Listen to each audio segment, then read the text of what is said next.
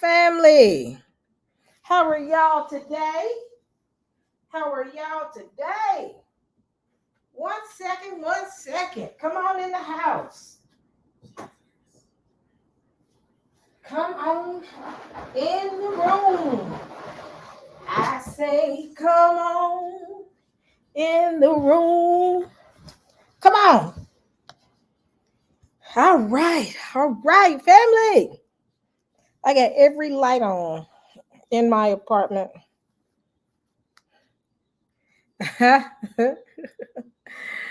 I'm waiting for the Preceptikans to come on. Peace and blessings. Salama. Shalom. Shalom. What's going on? What's happening? How's everybody feeling? Good, baby. This wrap is tight on my head right now. I need to buy some more head wraps, y'all. Because lately I have been rocking a lot of head wraps because I have been lazy and not want to deal with the little bit of piece of hair that I got left. So thank you. Let's see. You got your hot cocoa, Ruhama? Y'all, Ruhama was getting her oat milk for her hot cocoa. She been talking about her hot cocoa, y'all. Since what time is it now? It's 8 o'clock my time. I started talking to Ruhama around 6 o'clock. She been talking about hot cocoa since 6 o'clock today. Yes, I have rocking your head wraps. What's up? What's up? We rocking them hair wraps, ain't we? You said your scarf. Come on, Saints. I have to buy some more hair wraps, y'all. Being honest. This is my favorite go-to. You know why I like this one? Is because of the fabric. And I think the way I got this right now is just not. You know what? Let me fix this because I'm gonna be staring at this all night. But I like this fabric because I can stretch it. And yeah, I had this on too tight. My whole head was. I'm fixing this really quick, y'all. This is gonna be quick, fast, in a hurry.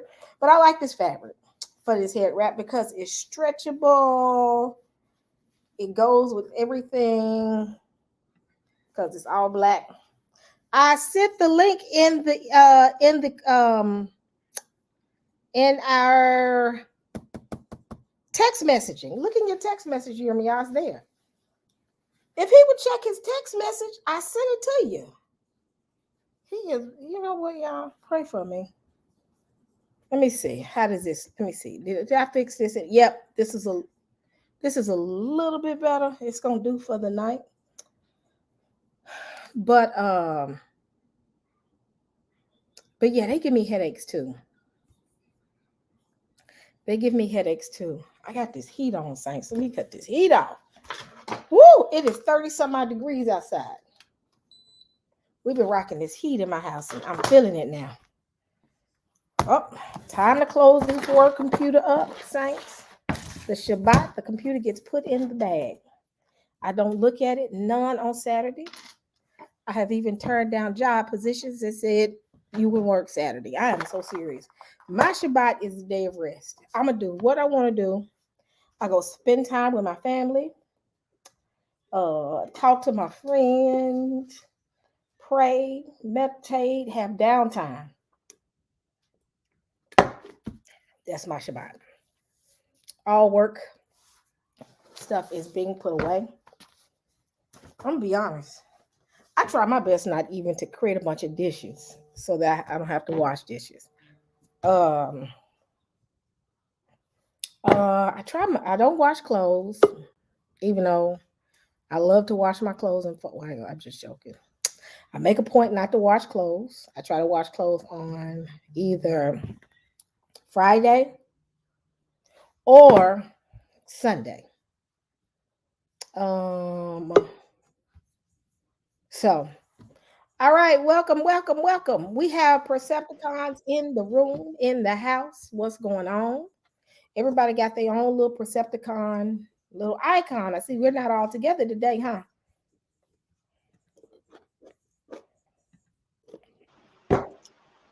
We're not all on one accord. I see. Is got his Precepticon. You have yours. Is Slick coming up here?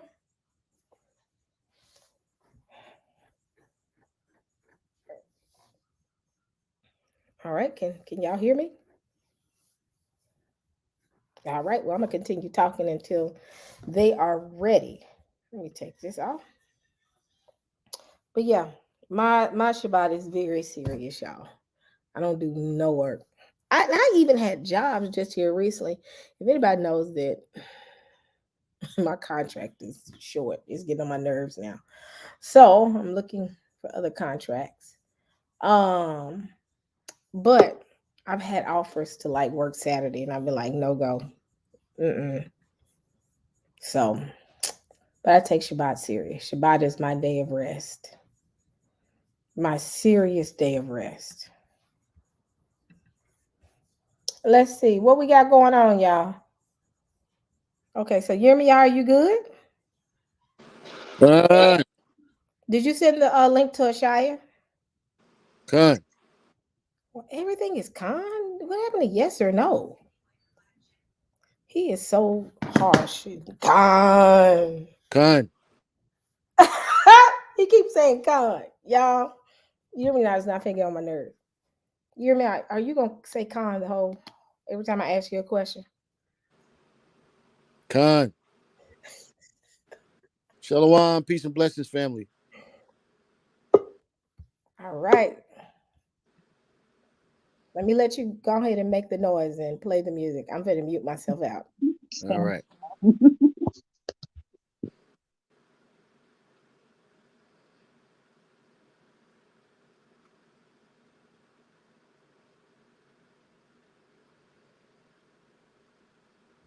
Hey, my people like the noise. Where is it? 1 second.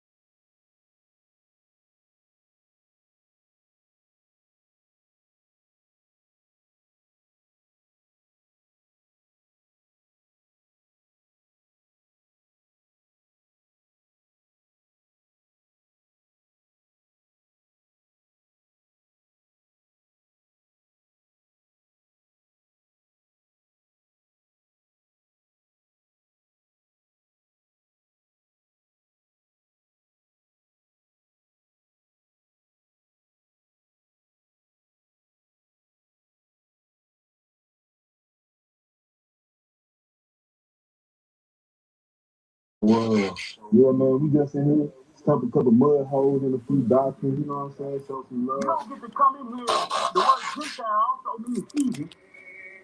You don't get to come in here and be a damn heathen, okay? And try to get yourself above the natural branches. Paul told you directly not to do that, okay?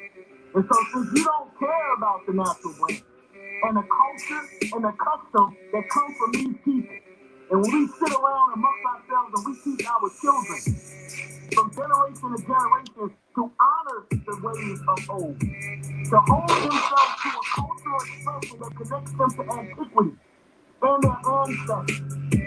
And when you try to minimize that as if it ain't important, you want to go down to damn Jamaica and eat damn strip lobster and pork, okay?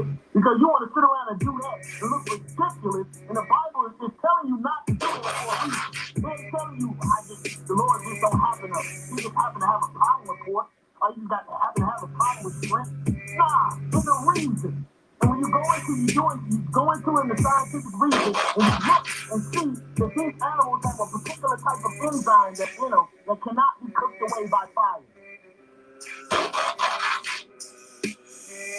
I got a win in advance. Fire. The baby a leader of men. Fire. Preceptikans all on their neck. Yes. Now they all want to be friends. For real. I just got out of the booth. Yes. They know I be speaking the truth. Fire. They don't want to listen to facts. No. So we just turn to the youth. For real. Follow me. Follow me. Why these niggas play Monopoly? These niggas never gonna change, so I shoot him in his brain. Then he try to tell a joke, but I'm feeling that it's lame. While I'm steady spitting flames, will his information change? He never cannot explain why is he on the campaign. Tell me what is the procedure? Better run and check the meter, beat him till he catches seizure, so he never went to see you. These niggas need a reader. They don't want problems with us. Getting the win is a must. Coming and thinking they tough. Yes, I just be calling they bluff. For real. Yo. Preceptikans in the building, man. Shabbat shalom to the family. Shabbat shalom to the family, man. Can y'all hear me clearly? Yes, we can. Con. Yeah, man, listen. First and foremost, I want to give all praise and honor to Abanawa Yahweh Ba Shema Mashiach Yahweh Shai, the God of Abraham, Isaac, and Jacob, for another opportunity to go into his word and for us to dive off into history. It's of the utmost importance. Can y'all hear me clearly? Yes, we can hear you, sir. Very interesting time that we living in, man. Very interesting time that we living in. And I just want to say publicly that I'm extremely frustrated with the progress of some of my associates, some of my fellow peers, uh, concerning the importance of identity, concerning the importance of culture, and allowing bias and personal experiences to alter truth. It's a very sad and frustrating thing. If I joined a camp, organization, or assembly, I was mistreated by that assembly. I was mistreated by that camp. I was mistreated by that organization. I pray you all hear my words. And through that mistreatment, now I decide to start to question God's word. I started to question the faith. I started to question the culture. I started to question everything I've learned because some man mistreated me.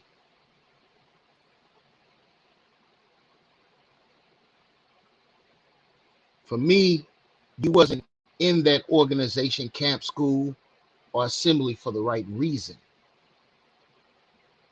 I didn't join the organization for some man's approval. I didn't join an assembly to be liked by everybody. This is not to diminish some of the horrific and tragic treatments that I've heard, horrific stories that have happened to people. But one thing I find very disingenuous is that since I experienced that, now that's Christ's fault. Now that's the Bible's fault. Now that's the faith of being an Israelite's fault. That's now I can turn my back on my race. Being an Israelite is not a religion.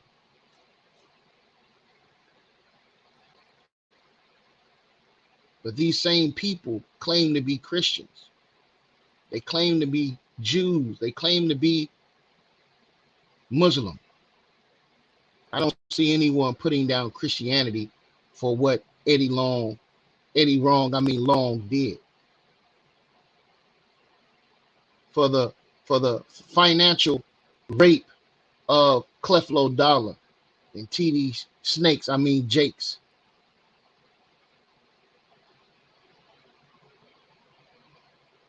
For the lies and deceptions.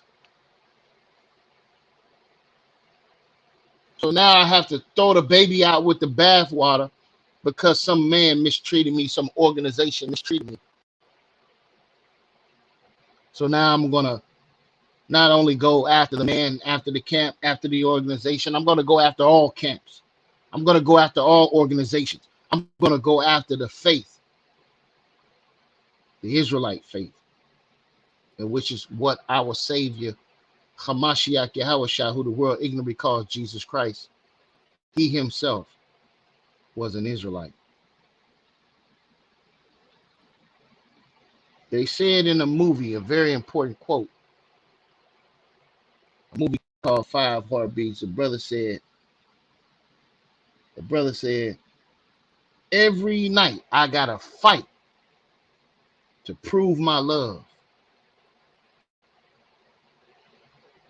This is what we face with every single day. Then they go into doctrines that have been presented to us by Gentiles And you can very easily vet the information based upon the importance that they place upon the children of Israel. If they're telling you and I, it don't matter that you're an Israelite, that's replacement theology. They telling you you don't have to embrace your culture. I heard the sister E speaking about her head wrap. They tell you don't need that head wrap, sister. That's replacement theology. They're telling you not to follow the commandments of God. The commandments of God. In my Black Jesus minister's voice. It's horrific. Here we are in the prime of one of the greatest awakening moments, to the point to where we have secular conversations in the world concerning whether or not these black people that are descendant of slaves are actually the children of Israel. You ain't never experienced nothing like this before in your life.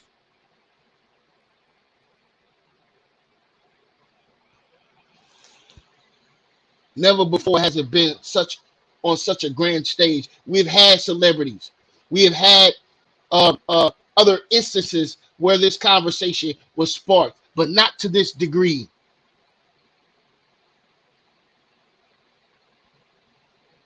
And here come the wolves. Here comes Satan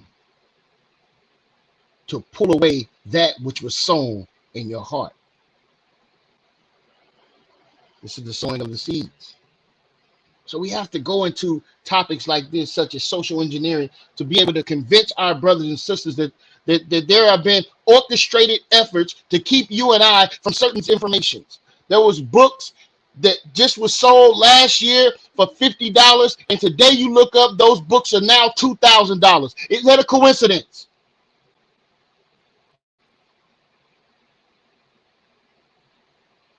Is that inflation?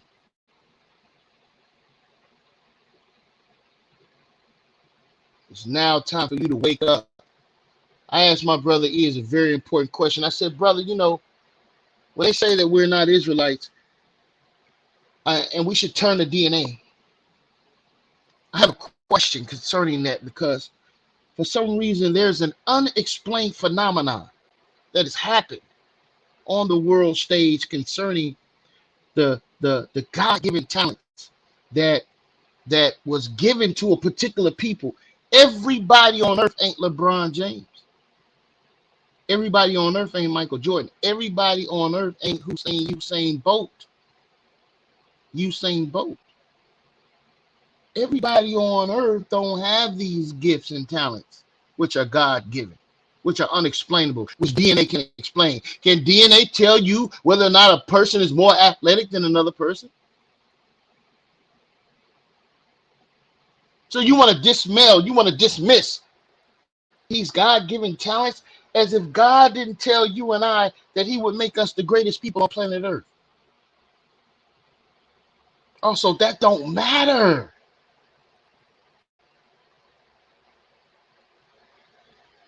Nothing matters to a fool. Thus said the Lord, thus said the Holy Scriptures.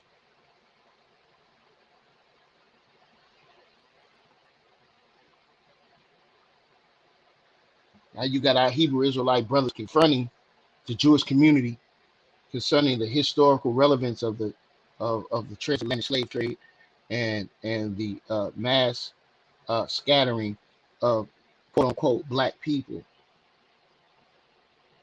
Then these people are descended from slaves, and they have children that are being born unto them that are some of the most greatest athletes on planet Earth. There is a worldwide search that happens by the NBA, by the NFL, by baseball, and every sports situation on planet Earth. And the reason I'm using sports is because it's the most obvious. That is something different about you people. God-gifted difference. There's no sports chemical you can use to make you jump as high as LeBron James. There's no amount of steroids that could make that could make you become some of the greatest athletes on earth? Something different with these people. My question is, who are these people? And the obvious question is, why are you not asking? What's up with these people here? When they allowed us to join the Olympics, especially in particular the Olympics in Germany, they said Hitler was astonished on how these black men, y'all remember the famous picture with the three brothers holding their fist up? At Olympics, we clean house. Something different with these people here. So you said, well, then, brother, is it only athletic gifts? What about the engineers that come from our people who give you a multitude of American inventions? What about the first brain surgeon in America was a black man? The light bulb, the ice box, the stoplight, and a multitude of other things. Just look up black inventions. It's something different and special about these people.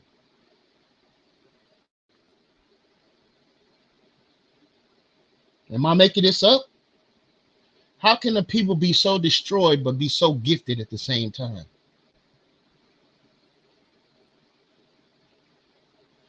Every single invention by any other race of people gets worldwide recognition.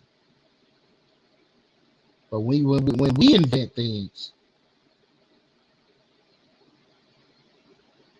someone else takes the patent. Is this a coincidence?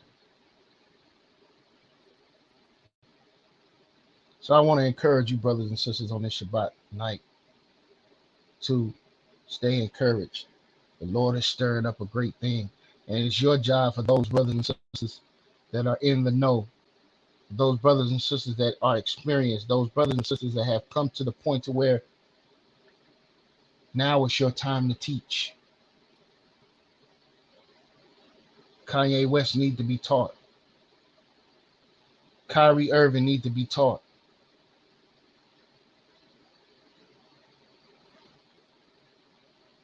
We need to get to a point of reconciliation amongst ourselves, at least for us to get to the point to where we agree about who we are.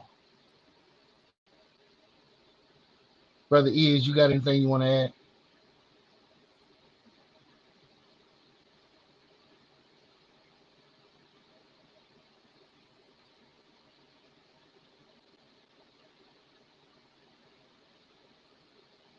Can anyone hear me? Yes, I can hear you. I wonder if Iz can talk. Lahab, are you there? Yeah, I'm here, bro. Anything you want to add to what I just said, brother? Them were some powerful words that you just said, bro. I agree with you. This is one of the most important times in our history, and I want to also send something out to the people too. There are going to be a lot of people that's new to this information waking up in these times, and like Jeremy Yah said, for the ones of us who have a little bit more knowledge, we need to be answering some of their questions, because there's going to be a lot of questions that's going to be asked. We got to push this, because these prophecies are being fulfilled right in front of our eyes, and it's almost like they picking up pace. It's a critical time for us because of the fact that so many of us are waking up. That means they're gonna turn the pressure up on us. And we're gonna have to be strong. We also gonna have to be united and be sisters and brothers and love each other and help each other through these times that we're gonna be facing. So I just want to throw that in there. Like I said, that was some powerful words, because considering all the things and all the traumas and dramas that they put us through, we still obtained a lot of great things. And I think that only proves who we are. So I'm going to pull a Wiggins and land my plane there or dock my boat. Yeah, I like that. We're gonna dock our boat right there. Sister E, sisters in the chat saying it's a wonderful time to be alive. Can you put that on the screen? We want you all to really vibe with us tonight as we go through this information. Sister Shia, you got any words or any comments on what was said? Shalom. No, I think that you said everything you said was really perfect. I think that also just to kind of add a couple of things that I've been noticing. We all know that these are the last days, and we are drawing near to the finish line. And I can't help but notice. Honestly, there's a lot of death that's going on right now. A lot of judgments being handed out, and a lot of different things. Salakia, and a lot of different things that people are experiencing. Days are moving so fast, and we're really witnessing a lot, and hopefully people are taking notice. Time ain't forever. My mom used to say, and it's time really for us to get our houses in order and to start really, um, following the requirements of the Most High. So, I just encourage people to kind of really dig in to seek the truth and find out what's really going on, because the Most High is not playing with us. He's ready for us to get it together, and you can see everything turning right before our faces. So, you know, but yeah, everything you said, all that you added, that was really good, and good words. You on point. Yeah, man. A lot of bickering, a lot of infighting when it comes to our people, man. So I just want you all to open up your minds and your spirits and understand why we're here tonight. And if you caught the flyer, it says more eye-opening information as we dive off into this book more, so we can start to see flaws in our behavior. Not just women, but us men as well, and not just us men, but the children. We've been sold a dream that it is important that we make money. And that's all that we should be focused on, is feeding the children, giving them what they want on Christmas, giving them the things that they need, and that's it. Somebody has lied to you. These children need nurturing. These children need guidance. They need more than 10 to 15 minutes with you every night before they go to sleep, because you're hard at work. And we've been put in a situation to where we can only afford the necessities that we have. And in order to obtain the level in which we're living, we have to work these unnecessary hours at the at the while our families are paying a price. I just want to see men exhort being men and women exhort being women. Watching a movie earlier today, Woman King. Is that what it's called? Woman King? Yeah, that's the name of it. Yep. You have women on there showing that they're strong as men. They're just as equal as men. We can fight. We can go to war just like men. We're equal. Then in the same movie, you have effeminized men in the movie and masculine women. Is that imagery that we should be teaching to our children?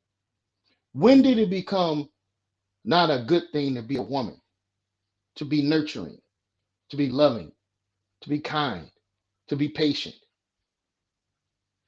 When did it become a bad thing to be able to get on a sewing machine and fix the clothes of your children, to make a good meal, to have a well-kept and proper home? When did that become not good enough for a woman?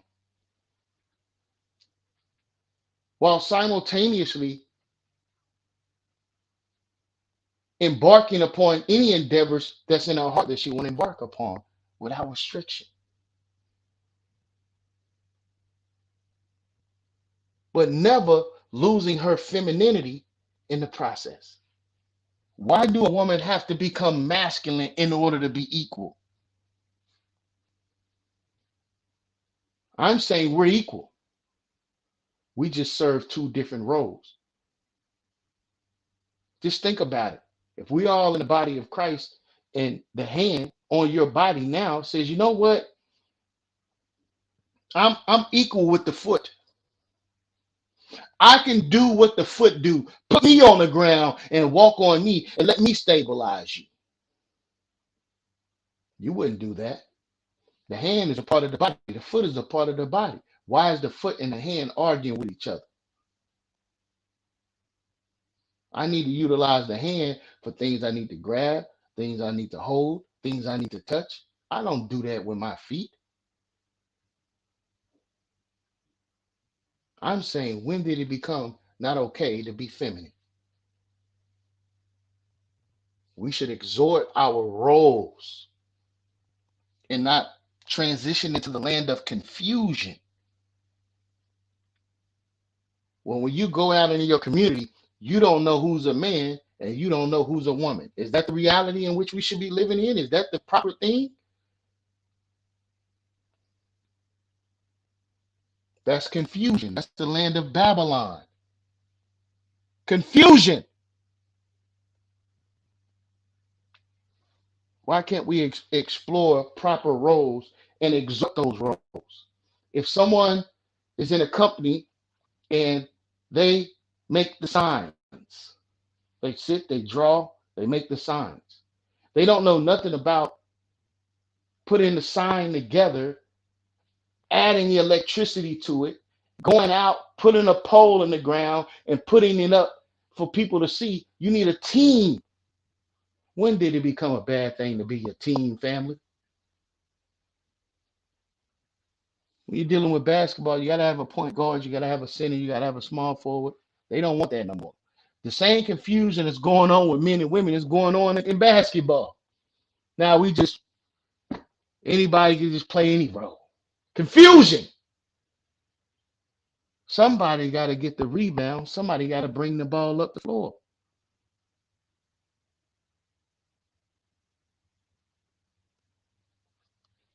So we're gonna dive off into this book, man. That movie really upset me, man, because it is the exact problem with our people. Notice that those women, in order to become a part of the king's guard, they had to give up something. What they had to give up? Do anybody know? Have anybody seen the movie? What did the women have to give up in order to be a part of that? They had to give up. They couldn't be mothers. They couldn't be wives. They couldn't be women. I mean, I Right, don't. right. Right. So in order for us to have equality, right, in order for us to be equal, you got to give up something. Well, damn. How many of you mothers out there don't want to be mothers? How many of you fathers don't want to be fathers? How many of you took on the responsibility of someone else's responsibility? Whether it be the fact that you're with a woman who had a child before you, or whether you and your wife went to an adoption agency and adopted a child in order to give a child something that they don't have, which is a functioning and stable household. Now the question is, what does that look like? See, the problem ain't never on the whether or not my wife called me, she's stuck on the side of the road, right? She's stuck on the side of the highway. She has a flat tire. No matter where I'm at, I'm gonna stop what I'm doing. I'm gonna get to her and say, "Hey, you don't have to change that tire." Well, wait a minute, we equal, so I should be able to say, "Hey, yeah, you know how to go ahead and change that tire," right? Well, brother, what if she don't have a husband? Well, she should be able to call her brother. She'd be able to call her father. She'd be able to call someone to help her. She shouldn't have to do that, right? Just like you going into a man's house who's single, dishes stacked up to the ceiling, the floor ain't swept, the house ain't cleaned properly. Say, brother, you need a woman up in here that's gonna come in here and actually do this thing right. You ain't doing a good job, brother. All I'm saying, family, without confusion, is that we need each other. Am I wrong for that, Sister Shy? Yeah. And I actually have a piece from what we read last week that literally is just the words that are coming out of your mouth because from that woman king, and it was I just needed it's a small couple sentences. Yeah, It no, says bring that out because that's important.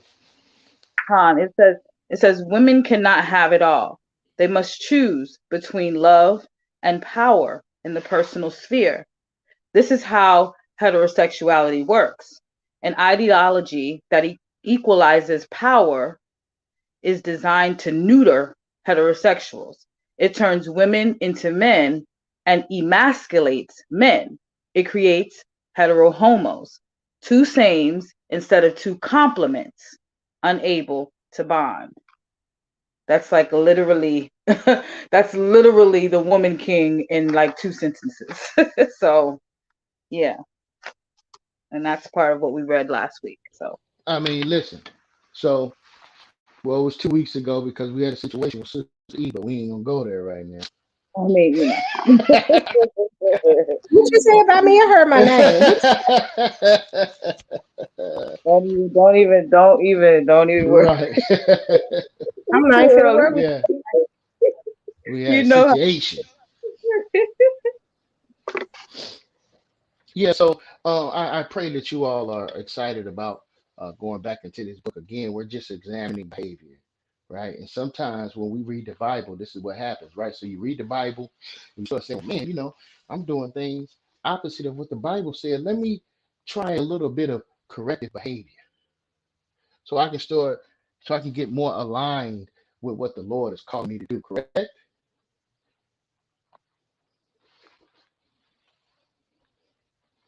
Let's pick up where we left off.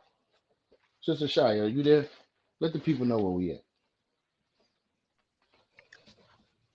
Con, I'm here. I'm trying to. I think we left off at. You had just finished talking about the banks.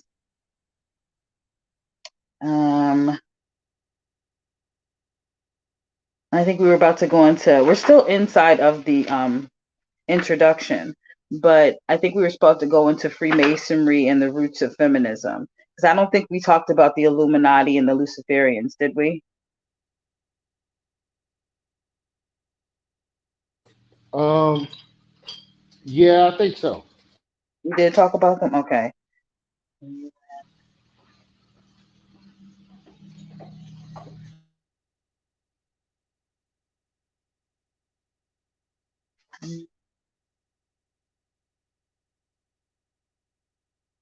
I think y'all left off talking about uh the sex education part of the book.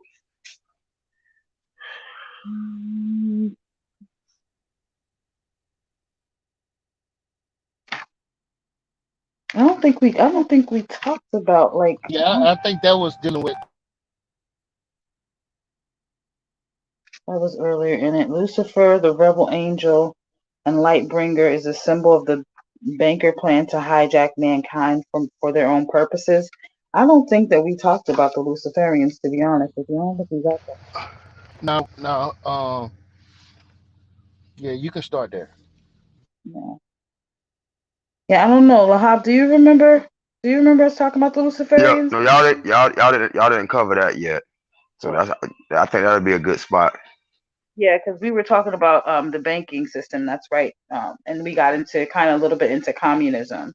But before I started reading, I had looked up Henry Mackhouse, and I just wanted to kind of give a brief little understanding of who he was, if that's okay. Yeah, no, go ahead and bring it out. Khan. Henry Mackau was he was born in Switzerland, and he was a Canadian but a Canadian writer, and he was actually brought up, or is raised up in the Jewish origin, which I had no idea about, and so I started to kind of look him up. He invented that game Scruples, very popular game, and he also has a PhD in philosophy from the University of Toronto. And his main kind of ideology or idea is that feminism, he attributes feminism uh, to what is being used as like the main tool to destabilize our society. So Right, right. yeah, and so most of and feminism is kind of like it's kind of feminism is like this this beast, right? That is being used to devour our society or destabilize, in his words, our society. But there are all of these other isms that are engulfed into feminism that kind of go around masquerading under these different titles. And some of those different titles are like Zionism, and communism, liberalism, secularism, neoconservatism, fascism, Nazism, and then of course there's feminism, and uh, we look at feminism as the face, or this as the face of the beast. But to be honest, I think to take it back to its real roots, it's really rooted in communism. Um, and I guess throughout this conversation, if y'all like, I had got the definitions of all of these different isms, and maybe we could kind of get into them a little bit later if we have time. But yeah, it's quite interesting how all of these kind of play a part, and it's like a spider. It has all these different legs, right? But it's still a spider, you know. So just wanted to bring that out. So y'all ready to dig in? Come. So where I'm starting off at is inside of the introduction, and it's sub sub subtitled Freemasonry and the Roots of Feminism. So and it goes, the poet Charles Peguy said everything begins in faith and ends in politics. The banking cartel needs a philosophy to justify enslaving mankind. That philosophy appears to be Luciferianism. Look at the logo of Universal Studios. It features a globe emitting 1,000 points of light, an occult concept popularized by George H.W. Bush in 1991. It refers to the Illuminati order, the top rung of Freemasonry. The Illuminati are Luciferians who believe evil is good and good is evil. Thus, these points of light are really evildoers. This is the origin of Orwell's doublespeak. Technically, Satanists differ from Luciferian in that they know the difference and deliberately do evil. Interesting. The central banking cartel operates through a powerful Luciferian secret society called Freemasonry. Only Illuminati know the real agenda. They include Jesuits, who apparently control the Vatican, and leading families of England, Europe, and America. Since the Enlightenment, Western culture has been Luciferian in nature. It is based on the denial of God. We pay lip service to God, and that's all. Freemasonry, the Church of Lucifer, is the true religion of the modern world. Our culture is essentially pagan, dedicated to money and sex. It is prededicated to replacing God with man, hence humanism, the religion of man, sex, and excrement. Western history is punctuated by a series of revolutions, sponsored by these bankers, English American, French, and Russian. Revolution means turning the world upside down, replacing God with banker, i.e., replacing the old order, aristocracy, church, with the new world order. The sexual revolution was part of this process because they create money. The bankers think they are God. They think they can define reality. Lucifer, the rebel angel and light bringer, is the symbol of the banker plan to hijack mankind for their own purposes. Truly, what is God? God is reality. Even if we don't believe in God, we all have a sense of truth, goodness. Hold on, I wanna say this, right? Um, because demonic possession,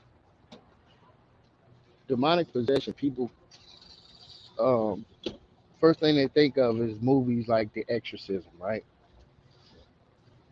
But demonic possession starts with an ideology. It starts with a thought process. How do you convince a scientist that life is not valued, right? How do you convince um, someone to create a chemical that will kill, you know, millions of people? It starts with an ideology. It starts with a mindset. And that's why it's imperative that we get an understanding of how people come to these conclusions in which we're reading about. And it starts there as a person starts to become indoctrinated into the different ideas of what's valuable. Read it on.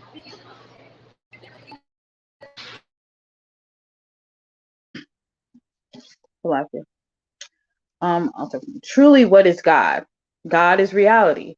Even if we don't believe in God, we all have the sense of truth, goodness, justice, love, peace, and beauty. This spiritual sense and craving is our connection to God. It defines us as human. Just as God made the natural world with exquisite design, so natural and spiritual laws also govern humanity. It's our job to discern these moral laws and live accordingly.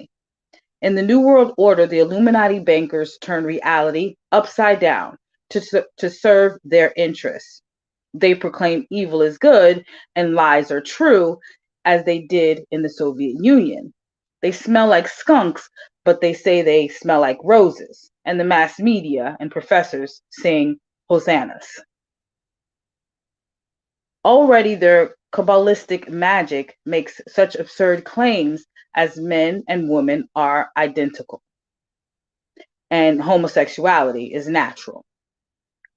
Other magic tricks include the disappearing planes that crashed into the Pentagon and at Shanksville, PA, and the demolition of the World Trade Center due to fire. Believe what we tell you, not what you see. The Illuminati control the world through a complex network of Masonic societies that spawned communism, socialism, Nazism, liberalism, feminism, neoconservatism, and organized jewelry, B'nai B'rith, ADL, AJC, and Zionism. Communism and Zionism are actually Masonic orders. I'm not saying that these movements have no merit, but any good they do disguises the Illuminati's true revolutionary agenda. The banking cartels rule through control of intelligence agencies, foundations, think tanks, universities, professional associations, churches, secret societies, NGOs, and the mass media. In most cases, they own or fund them. Western society functions like a secret society, circles within circles. Only Illuminati know the real agenda. So next subtopic is a conspiracy against God. We think we live in a secular, i.e., religion-neutral society. In fact, we have in Slovakia. In fact, we can no more banish God from the world than light and not be in the dark. Secularism is a transitory stage from a civilization based on spiritual truth to one based on Luciferian bankers, occult belief.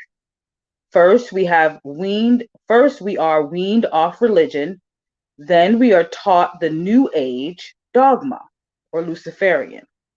In this book, Marx and Satan, 1986, written in 1986, Richard Wormbrand, a pastor who was imprisoned in Romania, says communism is in essence Satanism empowered. Christians weren't just brutally persecuted and murdered, they were made to blaspheme. Communism's goal, the goal of the New World Order, is to mock God and to praise Lucifer. A communist newspaper confessed, "We fight against God to snatch believers from him."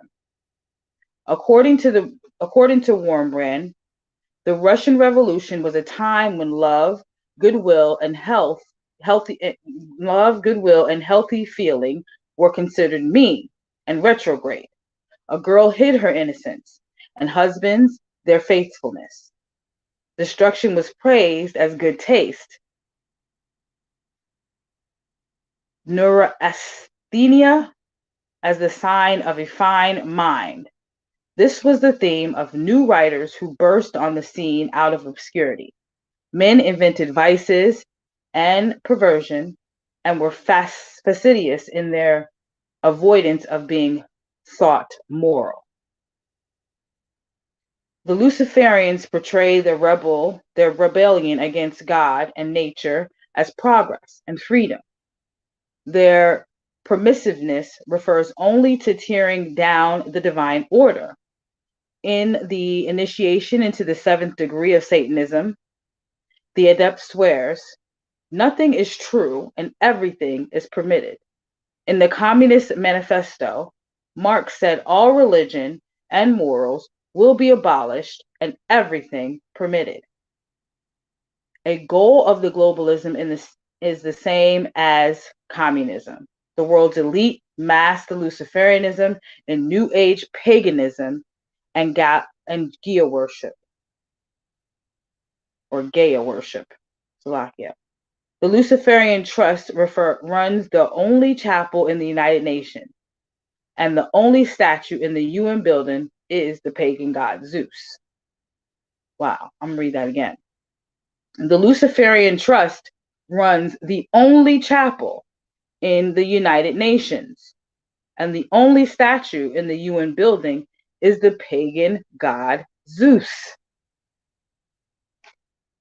For Luciferians, man or banker is not God, is the measure of all things.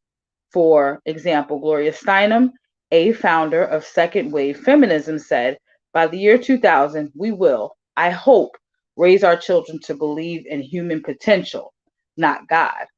Thus, the Luciferian separates the two. Next subtopic is titled Sex Cult. The Illuminati's real agenda is to degrade people. Sex is the great leveler, the lowest common denominator. Freemasonry is, in fact, a sex cult. By some accounts, the G is in its emblem stands for generation. Slovakia. Its obelisks are all phallic in origin. Its symbol, the dot in a circle, represents the penis in vagina, as well as the evil eye of Horus. We have all been unwittingly indoctrinated into this cult in the name of sexual liberation and progress.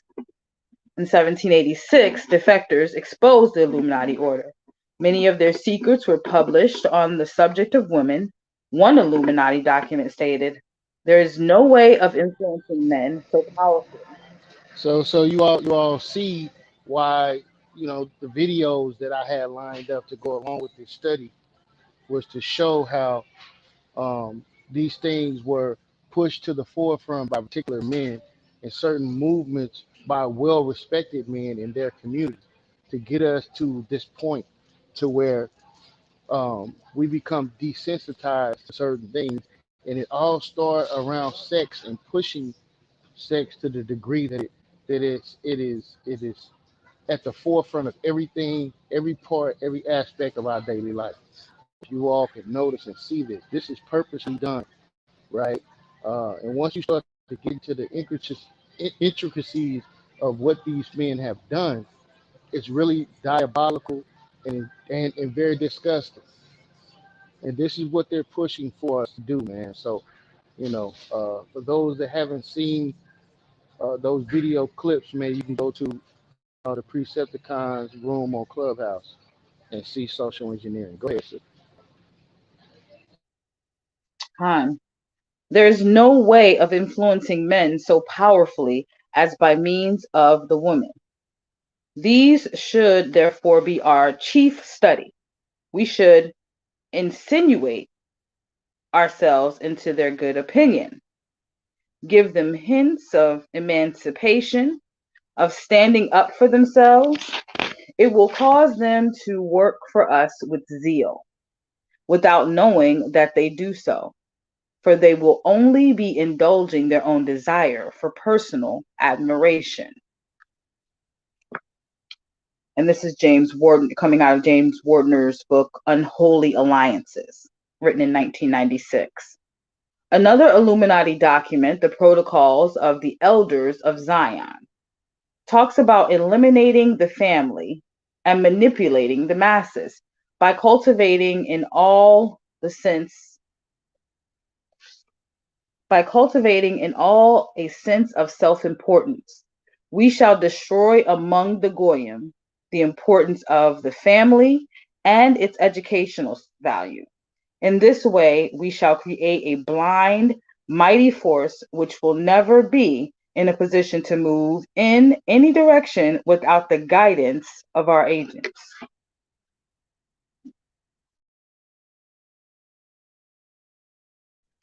So I had to come right through. And I found that really interesting because basically what they're saying is that every move you make, they're trying to embed their thoughts into our minds so that every move that we make is guided by some type of subliminal messaging that they've implanted in the fabric of our lives. These people are very, very intentional. Subtopic: psychological warfare. Post-war feminism can be traced directly to the international central banking cabal. The Rockefeller Network funds and controls foundations, think tanks, the Communist Party, the CIA, and most intelligence agencies. For over a century, their aims have been to decrease population, increase government power, socialism, liberalism, and control our minds. And there's some books here stated: foundations, their power and influence, the tax-exempt foundations. The Rockefeller Foundation funded the birth control and pro-choice abortion campaigns, the development of the pill and the other contraceptives, the promotion of the homosexual revolution. All of these were intended to divorce sex from marriage and procreation and make sex the national pastime. Recently, Aaron Russo, the respected producer of Bette Midler's The Rose and the documentary America from Freedom to Fascism, confirmed this. He reported that when Nicholas Rockefeller tried to recruit him for the CFR, he said his family foundation created women's liberation. He asked me what I thought of the women's movement, and I told him that I support equal opportunity, Russo said. He looked at me and said, "You know, you're such an idiot in some ways. We, meaning the people he works with, created the women's movement and we promote it. And it's not about equal opportunity. It's designed to get both parents out of the home and into the workplace where they will pay taxes. And then we can decide how the children will be raised and educated. That's how they control society, by removing the parents from the home and then raising the children as the elitist see fit. Hey, Ishaya, what book are you reading from? Have you mentioned that? A couple of people are asking. Yeah, I don't think I mentioned the title today. It's a book called Cruel Hoax: Feminism and the New World Order. Cruel Hoax: Feminism and the New World Order, written by Henry Mackau. Looks like we lost Jeremiah. I don't know what happened. His phone died. He said he's coming back, so let's keep going. Oh, okay. Where am I at? Please see fit. So we just finished talking about Nicholas Rockefeller, okay, and yeah. So the point was to get the parents out the home so that they could start to program the children's minds without supervision, basically. He said in 2000, there's going to be an event. And out of that event, they're going to invade Afghanistan so we can run pipelines through the Caspian Sea. We can go into Iraq to take the oil and establish bases in the Middle East and to make the Middle East part of the New World Order. That's what's going to come out of this event. 11 months to a year later, that's what happened. He certainly knew that something was going to happen. In my relationships with some of these people, I can tell you that it's as evil as it really gets. This is it. This is the game, stated Rousseau. Rockefeller told Rousseau that the ultimate goal is to control humanity through credit debt. He admitted the bankers also want to chip us.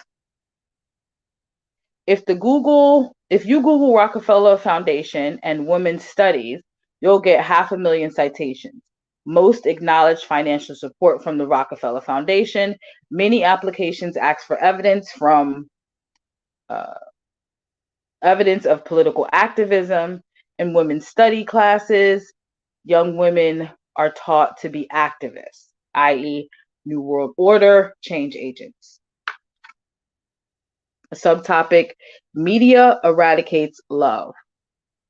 The bankers know mind control. Education-free press is more effective than physical coercion.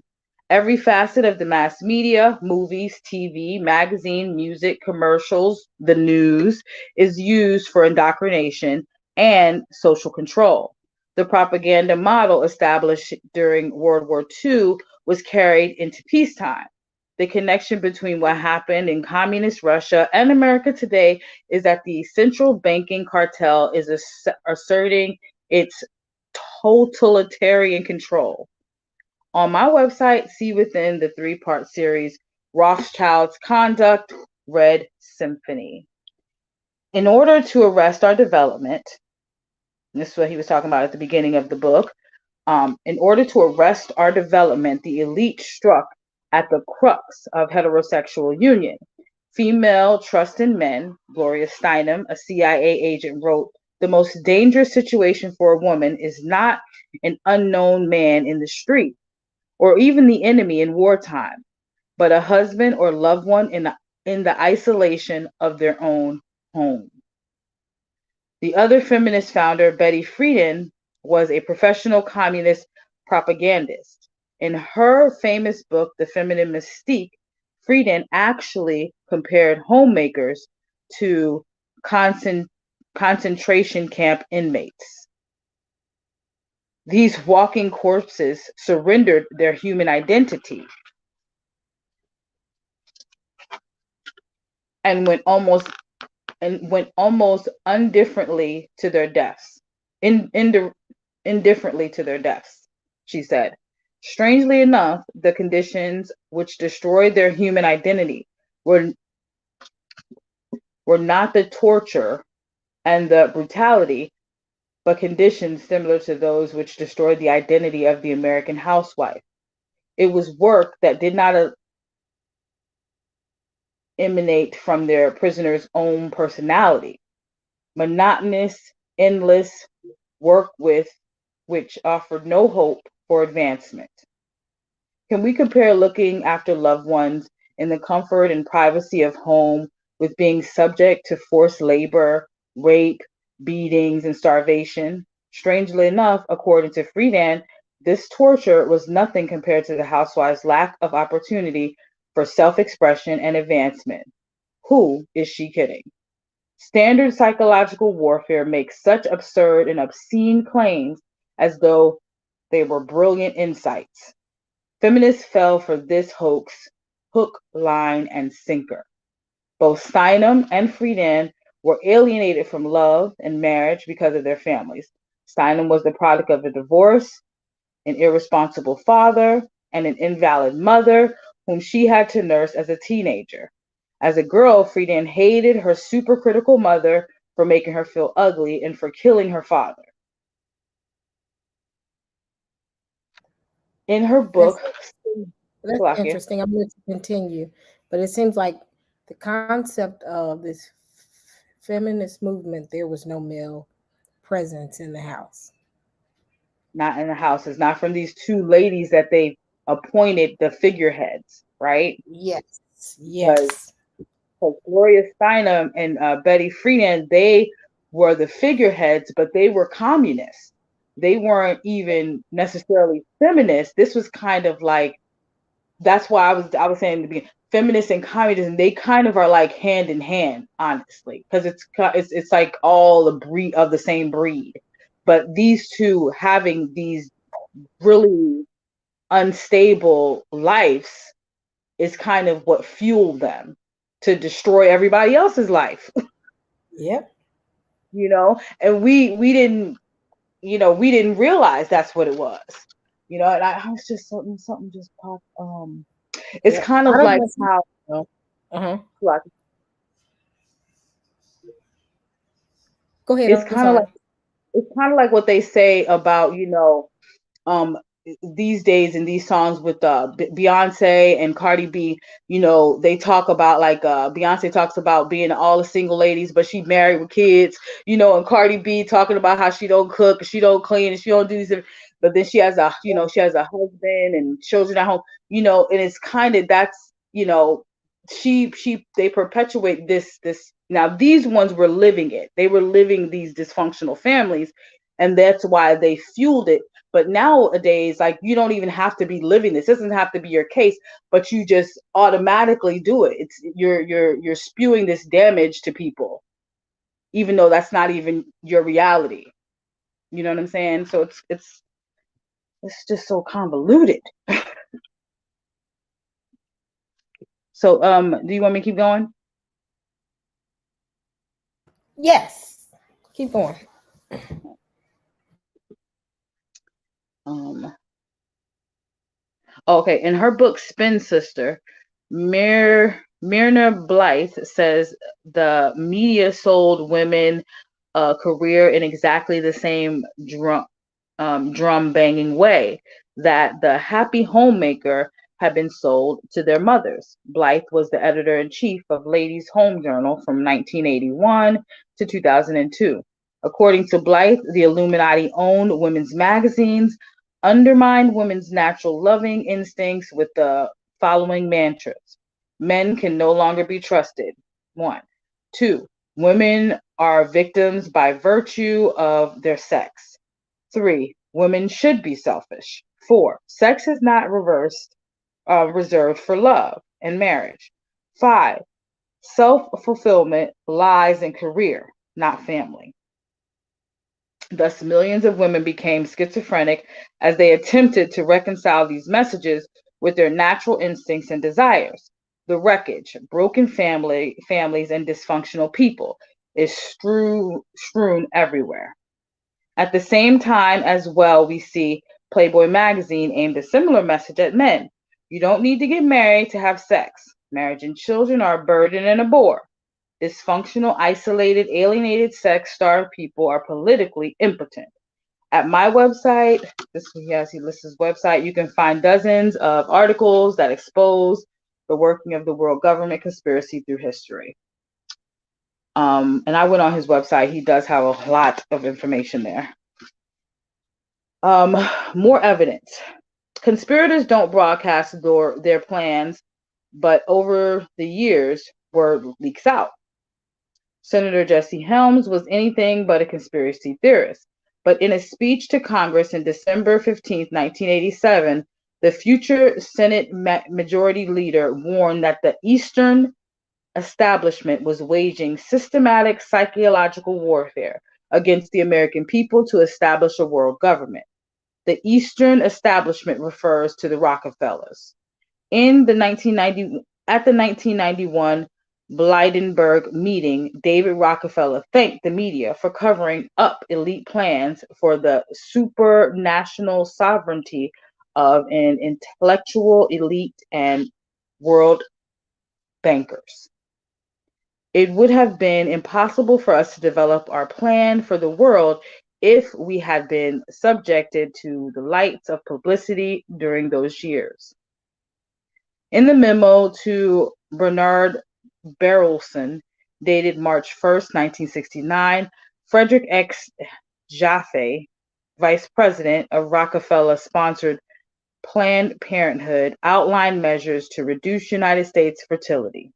Among the proposals were 1. Restructure family, postpone and avoid marriage, and alter ideal family size. Encourage homosexuality, educate for family limitation, encourage women to work outside the home. If this failed, he recommended the placement of fertility control agents in the water supply. What? And I'm like, I read this part, but it's like, wait a minute. They put the neutering agent in the cultural drinking water. They put the neutering agent in the culture drinking water. According to feminist Ellen Willis, feminism is the cutting edge of a revolution in culture and moral values. The objective of every feminist reform, from legal abortion to child care programs, is to undermine traditional family values. What part of the traditional family values do feminists object to? Love, sacrifice, devotion, loyalty, security, preparing a new generation for life. As we shall see, feminism is not about equal opportunity. These Illuminati-inspired groups also pretended to espouse something like equality that nobody can object to. Feminism is about undermining the social fabric, pretending to champion an oppressed minority is a well-worn ruse.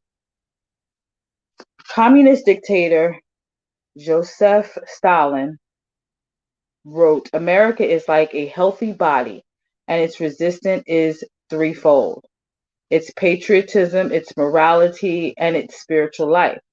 If we can undermine these three areas, America will collapse from within. The transfer of power from male to female has destabilized society and poisoned male-female relationships. Who would attempt to destroy the bond between man and woman and mother and child? Ladies and gentlemen, I give you Satan.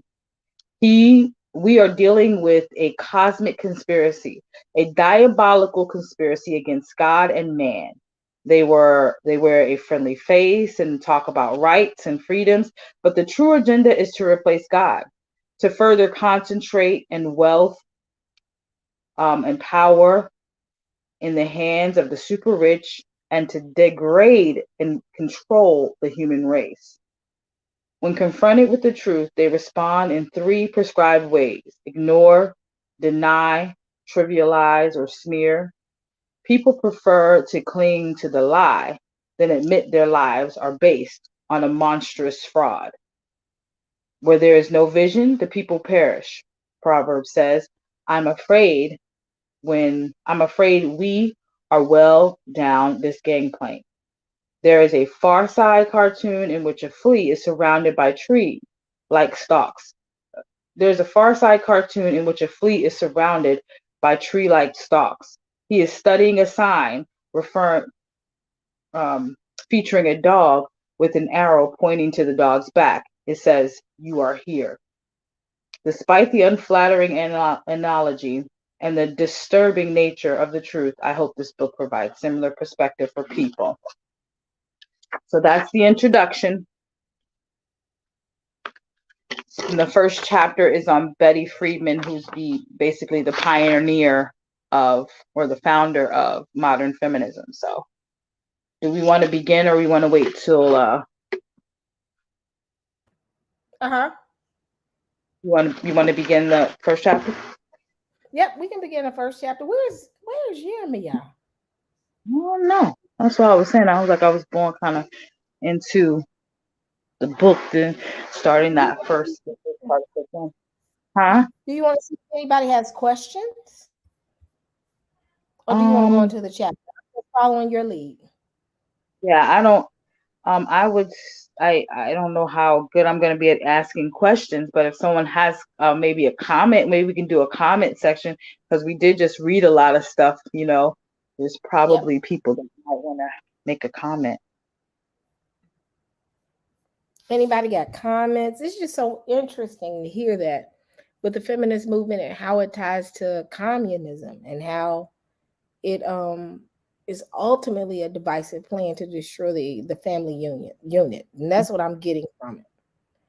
It's it's not only taking the father out of the house, but it's taking the mother outside of the realm of being a mother.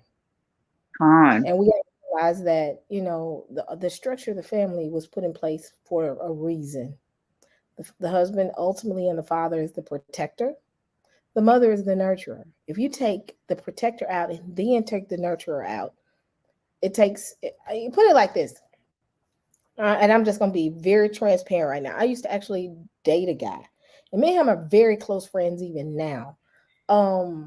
He was ultimately raised by his father, because his mother left out of his life, was never a part of his life. And most men may not take this well, but I'm just going to say this. You can tell that there was that little something about a mother that nurtures a boy. It makes him have a little bit more compassion. I'll say that much. That compassionate nature, that a mother, that loving nature that comes about through the nurturing of a mother, it kind of makes that man a well-rounded man. He's very straightforward, no chaser. His communication, it wasn't harsh, because he was a very sweet man. I'll say that much. He's a very sweet man. But he was very and I had to tell him, I said, you have to be a little bit more, and I don't want to say delicate, because man, I don't want to say that, but a little bit more, not too harsh. And then on the other flip side, you do have those mothers that are too harsh and don't have that nurturing nature, and ultimately ends up causing sons to resent their mothers.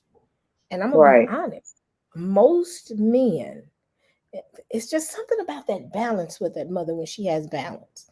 And I'm not taking anything away from the father, because the father is needed there to teach the man how to be a man. But when that mother does not have that nature that's needed to nurture a son, it's heavy resentment there.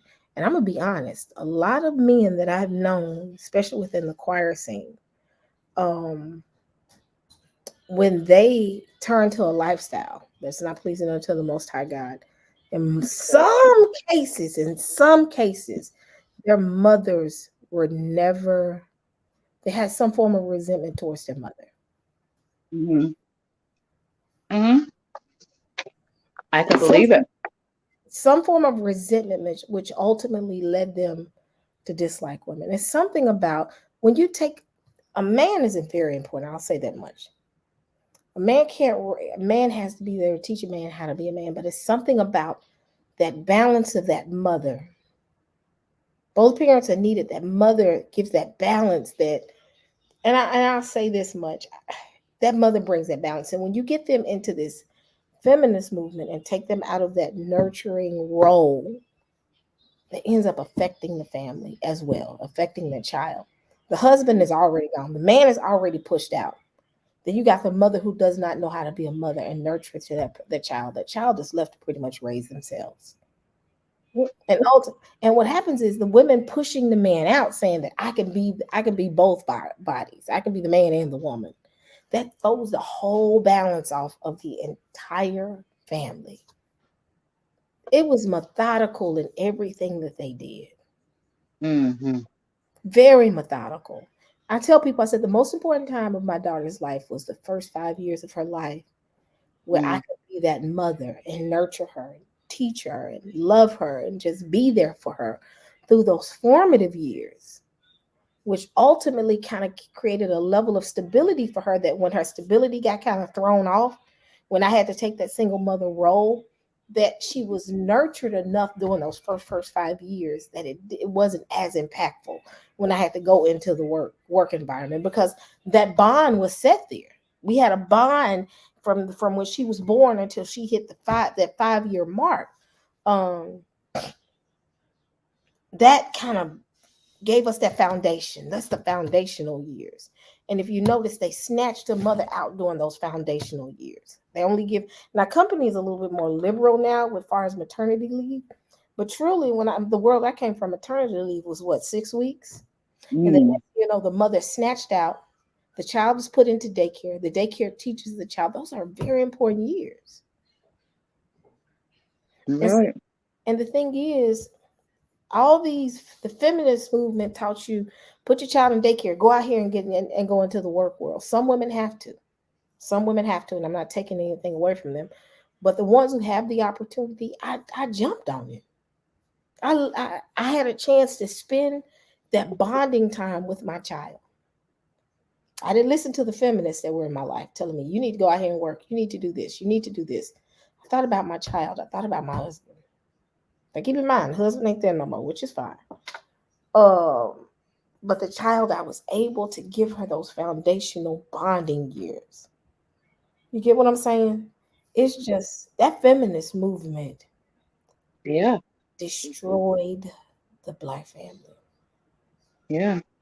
I mean, and it's crazy because they put it out there, and the thing about it is that we didn't have necessarily I would say a strong foundation, right? Because we come out of, being in bondage. We come out of being in bondage. A lot of us having trouble getting, securing work here to take care of our families, um, coming out of slavery. And a lot of people were doing what, like sharecropping, making a little bit of money. I know my grandmother, she was telling me, in the South, she was like, she would go out there and she would pick a little bit of cotton, but by the time she might be out there all day picking cotton, and then, by the time she had got her some lunch, she done spent the money that she didn't use to pick the cotton, that she done made picking the cotton for the day. So it was almost like a wash.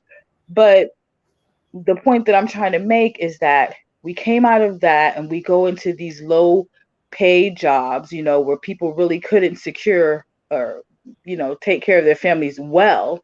But we made do for the most part, and we stuck with each other, and we, what I'm saying? But there was a lot of things that were going on in the works on the back end to kind of keep us down. And these people, they were creating a lot of this stuff, like coming out of the 60s and the 70s, and they started to kind of, like you said, were very methodical in trying to destroy that. They cast this net, and they didn't even care that they were going to be, sniping some of their own people. They was, Right. That's what I'm saying. they was throwing, welcome back, little Leprechaun. They didn't care that they were sniping some of their own people. They was like, um, but our people, we really couldn't afford to take this hit, Yeah. and But that's you notice though that feminine movement became very prevalent at a time that the black family was starting to get stable. Mm-hmm. Coming out of slavery, the house was broken, not beyond our fault. It wasn't our fault. Um, but we had started creating that family unit. Mm-hmm. And coming out of slavery, they noticed that the stabilities of our families was creating stability in our children. Mm-hmm. Guess what happened after the civil rights movement? Here comes the feminist movement, and the Right. feminist movement pushing the man out of the house, and they're not only pushing the man out of the house, making the woman take a role that she was not supposed to take, Mm-hmm. which ultimately Well, proves the child. well, welfare plays a major role in that too. Fine, because the man couldn't be there. That's right. The man couldn't be there for that, and that's something I've talked about several times before. Because they have that movie, that movie. I think it was Claudine, where she was trying to get prepared for that welfare visit, and that man he had to get out. She had to hide all evidence that he even lived there. But that's kind of how it started, right? And I don't think we paid attention as women that they were trying to get us out the house too. You know what Correct. I'm saying? Because we had to have the two income family to even to rub two pennies together. We both had to be working.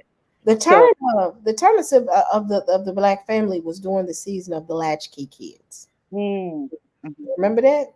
mm-hmm. That was the worst thing they could have introduced because the kids were left to their own Well, very not devices. not only that, also housing and the Section 8 movement. Mm-hmm. Yep. Yep. But the latchkey kids, it was a phenomenon that they even talked about it on the news, the generation of the latchkey kids. For those who don't know what the latchkey kids are, and I know everybody probably know what it is in the chat, latchkey kids were the kids that came home after school with no parent at home, and they had a key. Back in the day, for kids that couldn't keep up with their keys, what their mothers would do is create either a necklace or even go as far as using like a shoestring and tie Yep. the key around their necks so they wouldn't lose the key. So when they got home, they could be able to grab the key, open the door, and come in on their own. Mm-hmm. Yeah, these Yeah. kids. So give me a brief summary of what the last bit that was read. Oh my. Okay. So we went through. Well, you were there for that. We went into the sex part where it was just talking about how sexual liberation was key to kind of breaking up the home, and letting people. I mean, breaking up the marriages, letting people be liberated by sex. It went into psychological Did warfare. you did you talk to the people about Alfred Kensington? No, no. Sister E, if you can look up Alfred Kensington real quick and put that on the screen, he is actually coined as the father of the sex liberation movement. I want to read about him real quick because that's another part of the set of videos that we went over that you can go to the Precepticon room in Clubhouse and listen to that audio. Uh, yeah, if you could pull him up since we were on that portion of the book.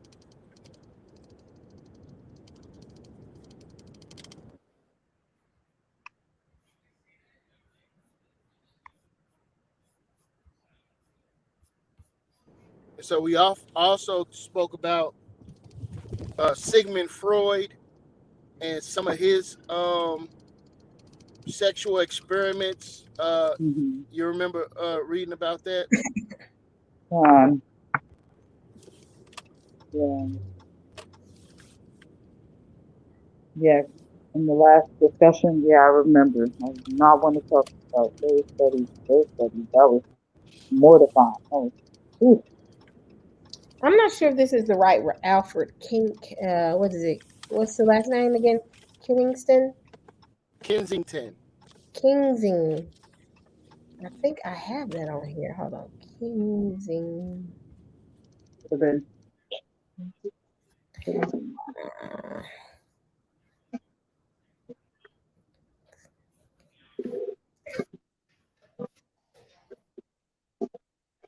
it would be Ken and then sing and ton.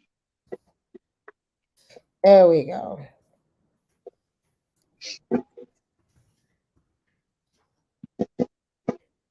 Okay, here we go. Um,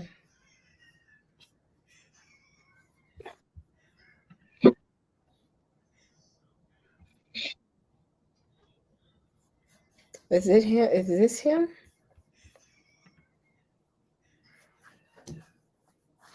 Okay.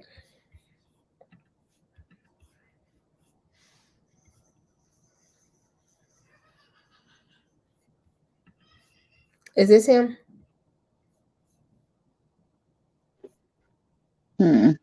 I can't read that. Kensington. Sir Alfred No, Kinsey. that's not him. Hold on one second.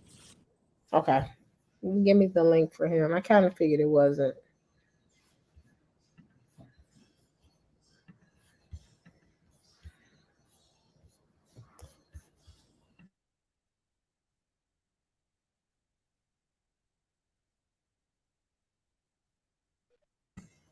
Okay, he stepped away again. Uh-uh. Uh-oh. But that's called social engineering to teach kids. I kid you not. The feminist movement, like I said, was the ultimate, the beginning of the demise of the black family. Yeah. And when you look at the end result of this feminist movement, it still didn't work for black women. Gone. Because these same women that were in the movement with us are the ones that are considered to be our VPs and our directors, and we're still fighting for positions. Fine, because it wasn't never our fight. It wasn't Right. our really our problem. We didn't have a qualm with that. We didn't need that and we didn't want that. We were good with being home with our families. You know what I'm saying? I don't know why we did off that branch. I don't know why we went there. That's the part that confuses me a little bit. But I guess we kind of were made to believe that this is what we needed to do. From some of the things that we're reading, it's like this is some of the things that we're kind of it was so many things that are embedded in just the fiber of the country that we live in.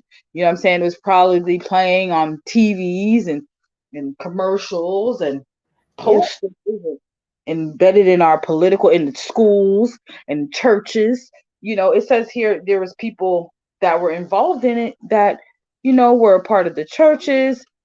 There's a portion on here. There's a I don't know if it comes up in this, and I think it might come up in the introduction, but where there were people that were put into the priesthood.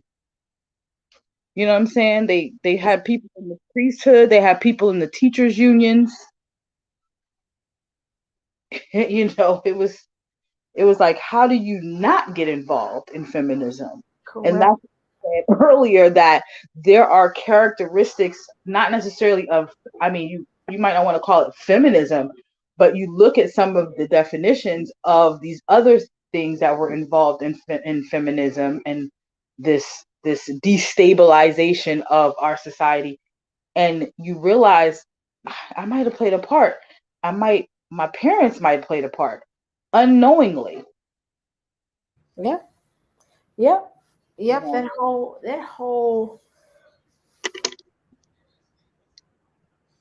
That whole I'm gonna be honest about first the civil rights movement. They gooped us, they tricked us, hmm and I'll never take away from what Dr. King and the rest of them. And some people don't agree with him, but these men actually died in the street for the right. um, if not infiltrated, because I'm gonna say it for real, infiltrated by other individuals or other groups, we probably would have gotten a better response. Being honest, I'm gonna say this, and I don't care if anybody clips it, and they can clip it if they want. Segregation was the worst. Integration was the worst thing they could have ever did to the black community. Con. Agreed. Because if we would have stayed in our own neighborhoods, we would It have would be fun. thrived, had our own stuff. Our family units probably would have been. Our family units would have been stronger. Um, Definitely. It's no question, Sister E, because we see that. I'm from New York originally. If you go there, you can see they got little China, yeah, little. India, little Russia, and you know, Yep. you see it. Yep, I do. And what hurts me is now that I see it more here than I've ever seen it in any other city because based off boroughs, whatever area you end up with, that area is considered to be that particular area. You know, they have little Caribbean, they have little Haiti, they got a bunch of little areas. But Hmm. you go Hmm. into the little Chinas and you go into the Indian community, when you go into little Italy, you see now it's starting to fall apart, but you still see remnants of it, that family unit. Um, Now it's uh, beginning to fall apart now because they're very women that they thought was going to help them and ends up now they're falling apart. Their divorce rates are starting to go up. But right. but ours was the first one. Hmm. But The the worst thing thing, they could have done was integrate us in with the rest of the people. We should have stayed segregated. right? The reason why it Yeah, was did you so see hard that on. the link I sent you? Where did you send it? I don't see it in the back chat. Did you text it to me? Uh Yeah, you texted. Hold on, I'm gonna have to send it to yeah. myself. Yeah, Alfred it's like it. Alfred Kinsey.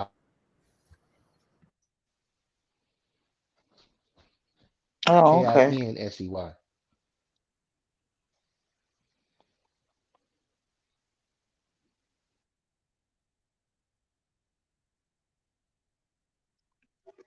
But I was talking to one of my sisters, one of my elder sisters, last night, and I got to talking about when I was younger, and my stepfather was in the Navy, and I went to high school in Japan, and she was kind of asking me about the culture and things like, or asking me about how it was over there, and I was explaining to her how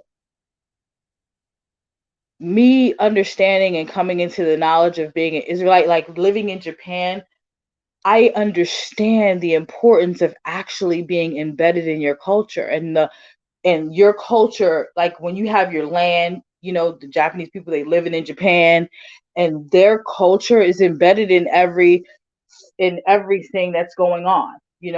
So like for instance, they take tea in a room. I can't remember the name of the room. It's like a tsunami. I can't remember how you pronounce it, but inside this room, every house is built with this additional room where you don't wear shoes in there or anything, and the floors are like these bamboo floors, and it's where you would sit and you take tea, and that's their room. They sit on the low tables on the floor on the pillows, and you do your traditional Japanese tea and things like that. And every house is built with these rooms in it, with this one room that it's a part of their culture, and it becomes even a part of their architecture, so that every home is built this way. And so that's you know and so being a part of being involved in that country and in that culture, around that culture, it helps you to understand and appreciate what it would be like, as understanding that you're an Israelite, understanding our culture. If we were raised up in that and understanding who we were, we would have those same fundamental things that would be going on in our home.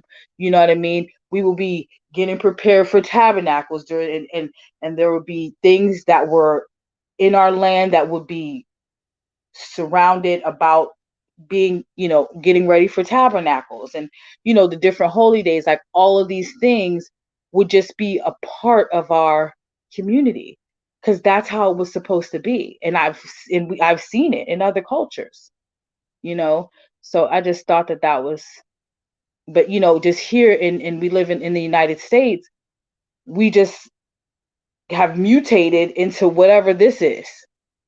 It has nothing to do with us, but we've mutated into it, and we follow it, and we take our lead from them when it comes to how we live our lives, because we just don't have anything else. or at least we didn't think we did. Yeah, I mean the Right? society would be geared around those things. You know what I'm saying? I mean, Exactly where I'm you probably would have foot washing stations when you come into people's homes. You know. you know you know what I mean? Those are the kind of things you might have a great deal on some wood because we'll be building our booths around tabernacle time. You know what I'm saying? Hmm. Or those types of things would be, Pre-cut, pre-constructed booths that you just piece together. You know. or some kind of way. Maybe there's a built-in section on your house that you pull out when it's during tabernacles times, and this is where you keep the feast, right, during this time. And that ultimately is the goal. But it's just looking and being a part of those cultures. I see everything is there, from the way they grow their trees, the way they dress, the way their architecture is, the way they shop, you know. But I'm gonna tell you though, the whole thing is this is what Romans 11, and if you get that for me real quick, Sister Shai, Romans 11 and 11, right? That's what this jealousy is about. Is we supposed to come to the realizations of the disadvantages of us not having our own. You understand? And what we should do to try to get back to a point to where we value it, because it's so disrespectful. Some of Right. these dudes, man, and some of these sisters, and how they look and treat you as you embrace your culture, and Asians and other races of people that come here that still show semblance of their culture. It's celebrated. But when we try to resurrect our culture, now is I mean, I had a brother literally say we're trying to steal some other people's stuff, man. And Mm-hmm. and it's ignorant. You understand? So I gotta argue with people about the 12 tribes chart and where these people are, and brothers, don't have a clue, but telling you who have a hint that you're wrong. Right. You see? And for me, it's we're such at a disadvantage. You can read that Romans 11 public show. Romans 11:11. I say then, have they stumbled that they should fall? God forbid. But rather through their fall, salvation is come unto the Gentiles to provoke them to jealousy. Brothers have a hard time and sisters have a hard time understanding that salvation is not um, something that only pertains to eternal life or heaven. They think they see salvation, boom, about when we Oh, get you it, going matrix? I feel you're like right? choppy. And now we're going to be jealous because we're about to be in heaven. You copy? You choppy, chop a little bit, choppy. Can't hear you right now. So does he want me to But play his now, video? am I good now? Yeah, it sounds like it. Keep talking. Am I good now? Fine. Yep.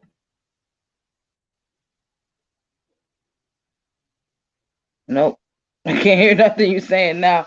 I hear. Am I Can you good hear me now? And now? then fine, we can hear you. I can hear you now. Yeah. All right, so they automatically think like this word salvation is dealing with only the kingdom, and it's not. You had salvation during the time of the children of Israel being led out of Egypt.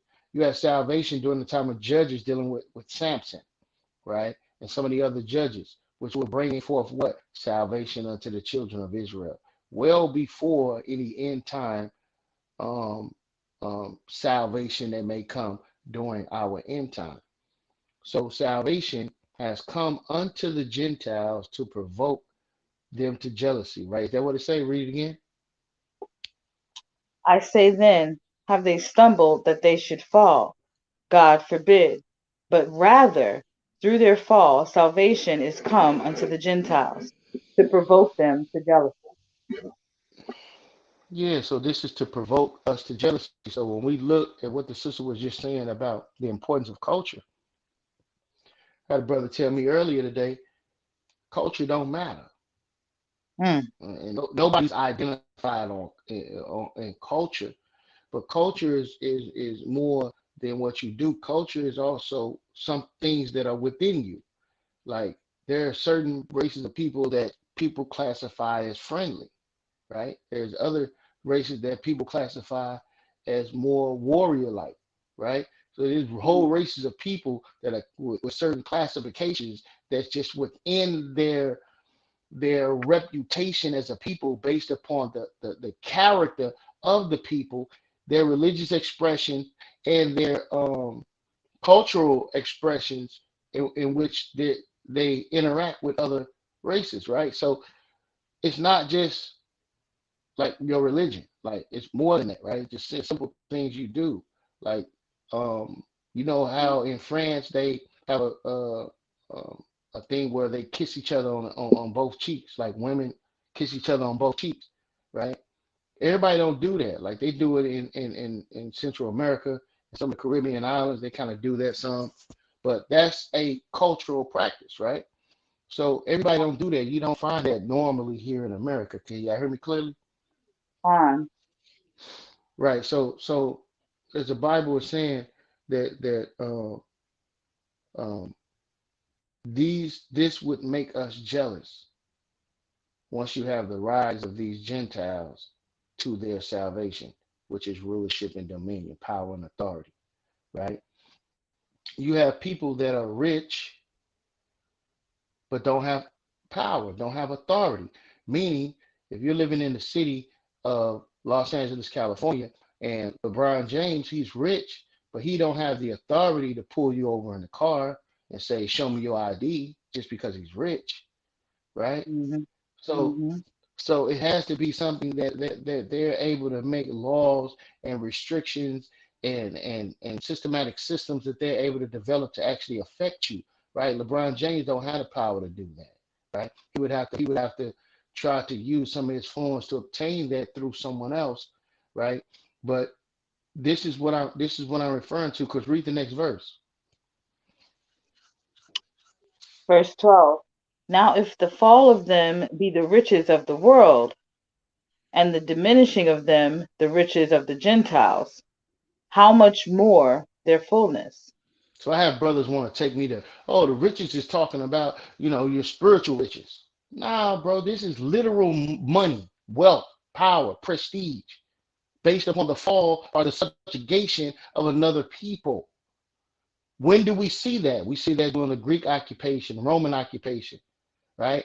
The fall of Jerusalem, the children of Israel being scattered, put into slavery. Now other people are garnering wealth based upon the subjugation of another people. That's how they garner wealth. That's why it says they, through their fall, they have garnered this wealth, which is incorporated with the word salvation. But Mm. people don't understand that, right?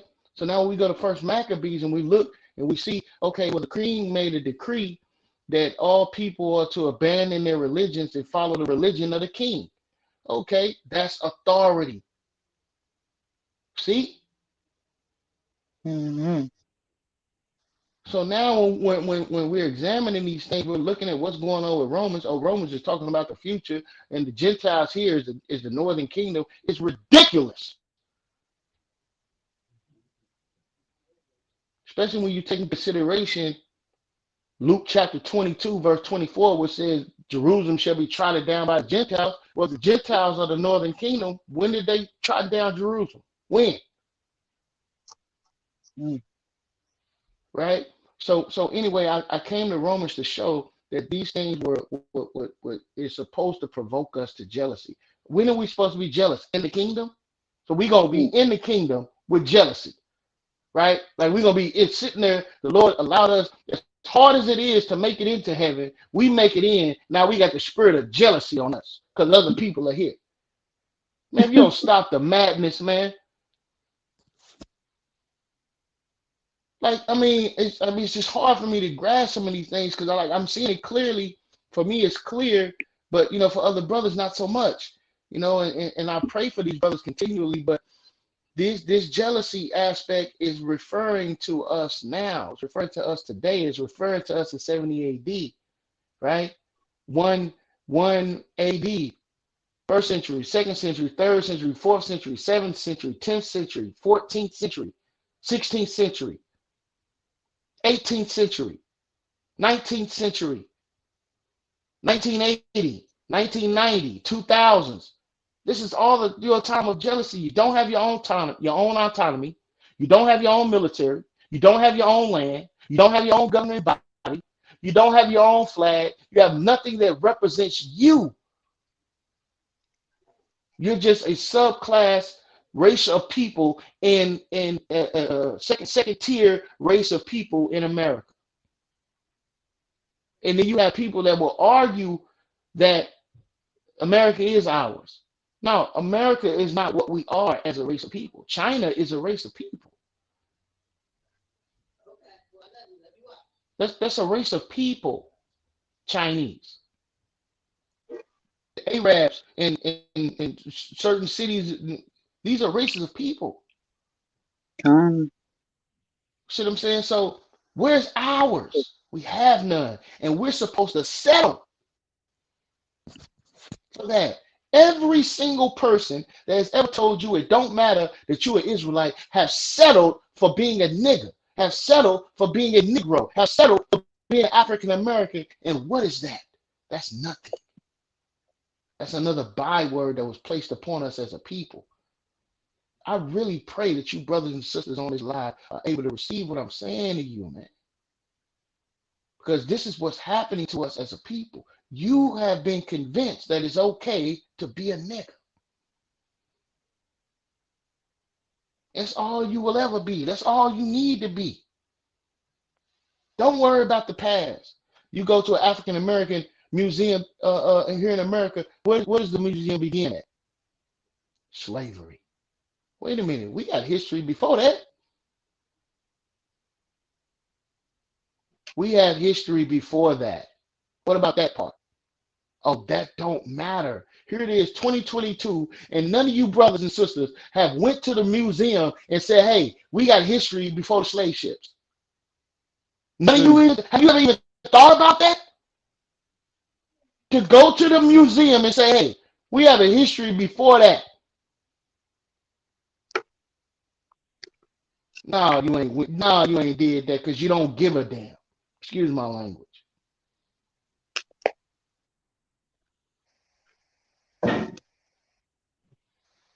So as we now examining these actual formulations of what has transpired with social engineering and how they have manipulated us. And this manipulation is not limited to the so-called Black African American. No. It's also to every American citizen. Every American citizen should be concerned about this as well.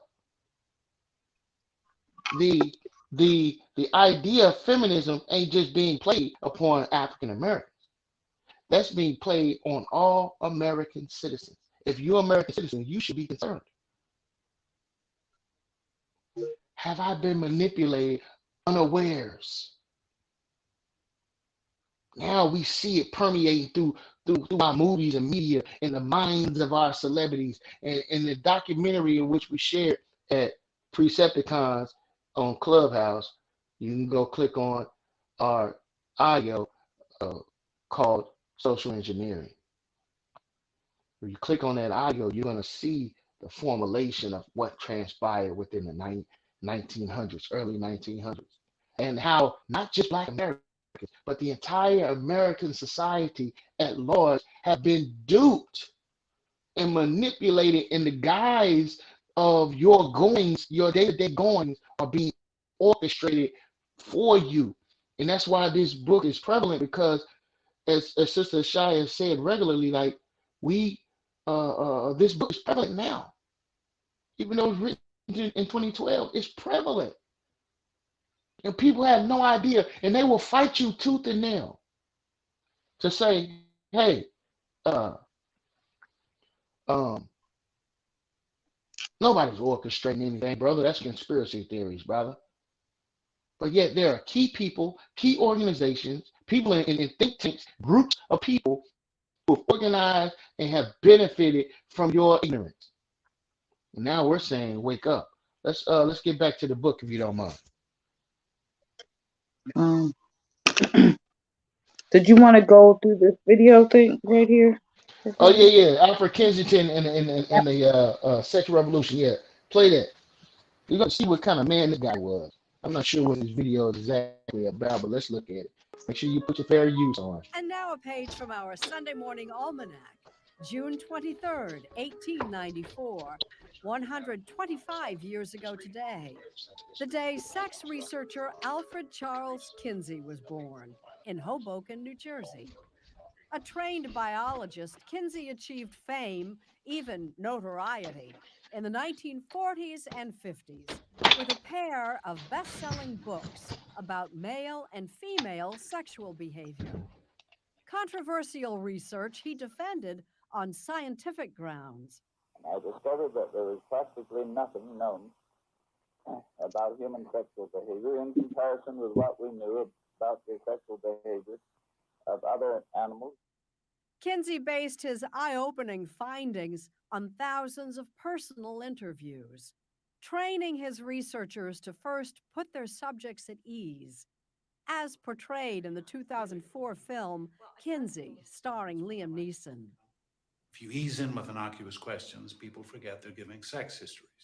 Many of Kinsey's findings and techniques remain controversial, including his occasional reliance on the accounts of admitted child abusers. Still, he's widely hailed as a trailblazer in a previously taboo field. Alfred Kinsey died in 1956 at the age of 62. Today, the research he pioneered continues at the Kinsey Institute at Indiana University in Bloomington. It's always been inside me to make things. So merging art and business can be a little tricky. We took a leap of faith. We both quit our jobs. We did everything we needed to do to become an LLC. And I think that's when it hit home to us that like, okay, we're legit now. But Jeremiah, he had cut off. Yeah. I'll hang around a little bit longer. I'm going to cut it in just a minute.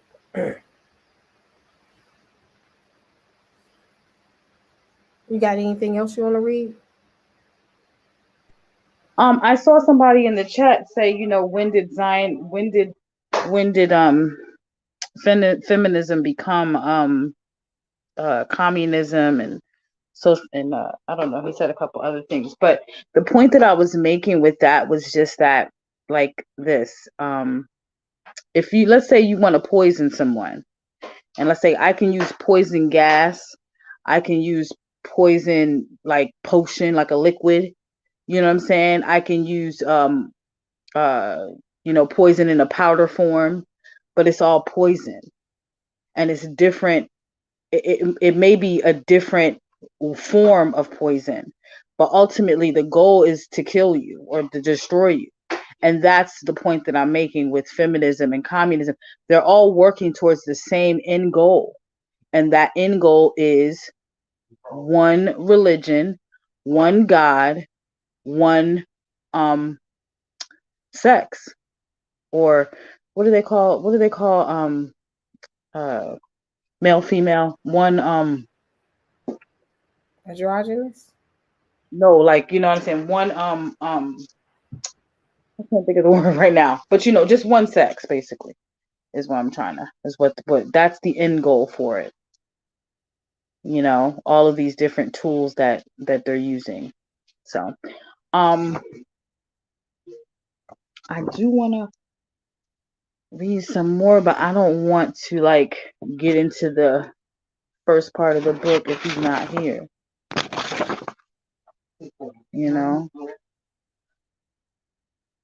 Yeah, we can do a part 3. Yeah. Let's see. He gonna be talking about me. He ain't gonna be able to live this down till we start part 3. I'm gonna give it to him every time. Behind this, I'm like, you ain't charge your phone up all day. See. um.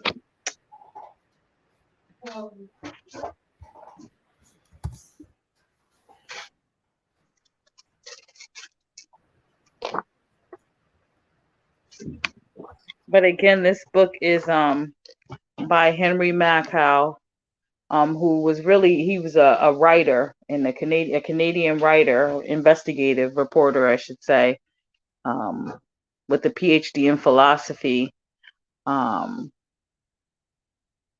and this book basically just breaks down how feminism and communism and all of these things are linked to the New World Order, and it's just these things are to Yo, destabilize.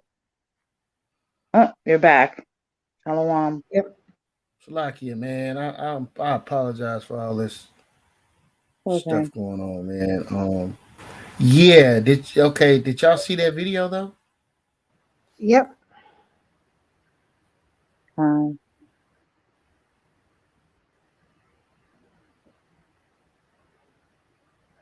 Anything Can else? y'all hear me?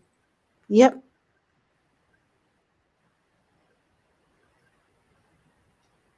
nope. Can't All hear right. you. Did it say that he was the father of the sex revolution?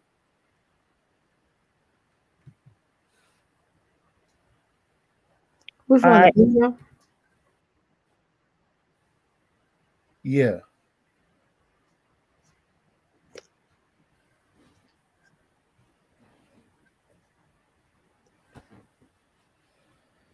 I think you should play it again. 'Cause, You want to play it again? yeah, what is it, like 1 minute or two?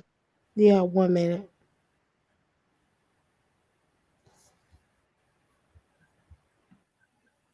We can. I can't. Can y'all hear me? You keep saying, "Can we hear you?" And we can hear you say, "Can you hear me?" But then we can't hear nothing after that. So, All right. Let's get back to the book, man. I ain't gonna hold y'all that much longer, man. We got about another 20 minutes. All right. okay. So yeah, so we were at we completed the introduction, right? And so the first chapter of the book 1, is on Betty Friedan. Um, so do you want to get into that? You want to read the first chapter, which is Yeah. actually it's only 2 pages. Um, like 2 or 3 pages. The one on Betty Friedan and the one on Gloria Steinem is right afterwards. Like just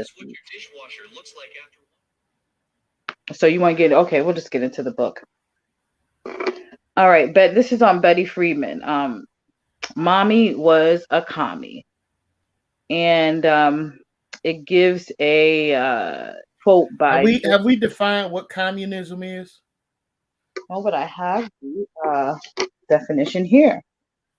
Communism was developed by Karl Marx, and it advocates for a society where poverty is where property is publicly owned and people are paid according to their worth, basically paid according to their skill,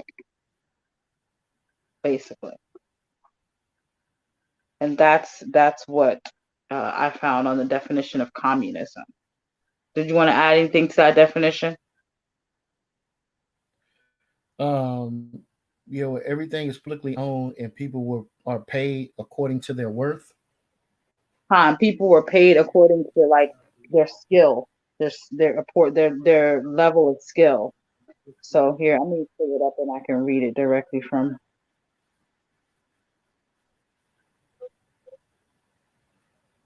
Let me see.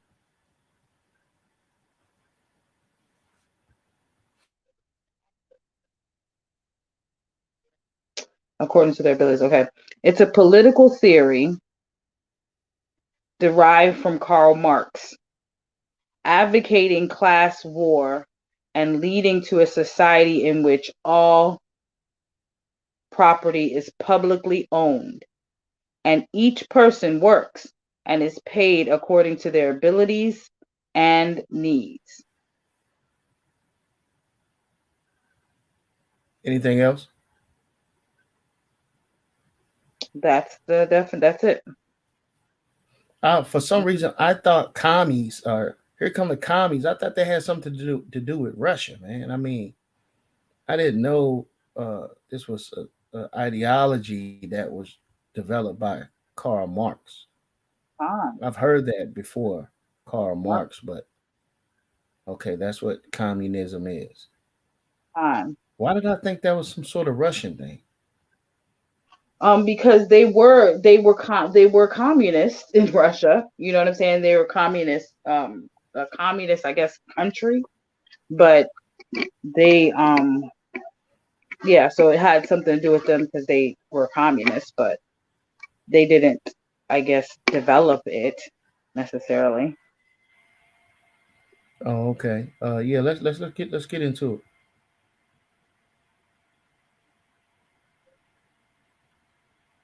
Okay. So there was a quote by George Dimitrov, who is a general secretary, a Comintern general secretary. I don't know what that is.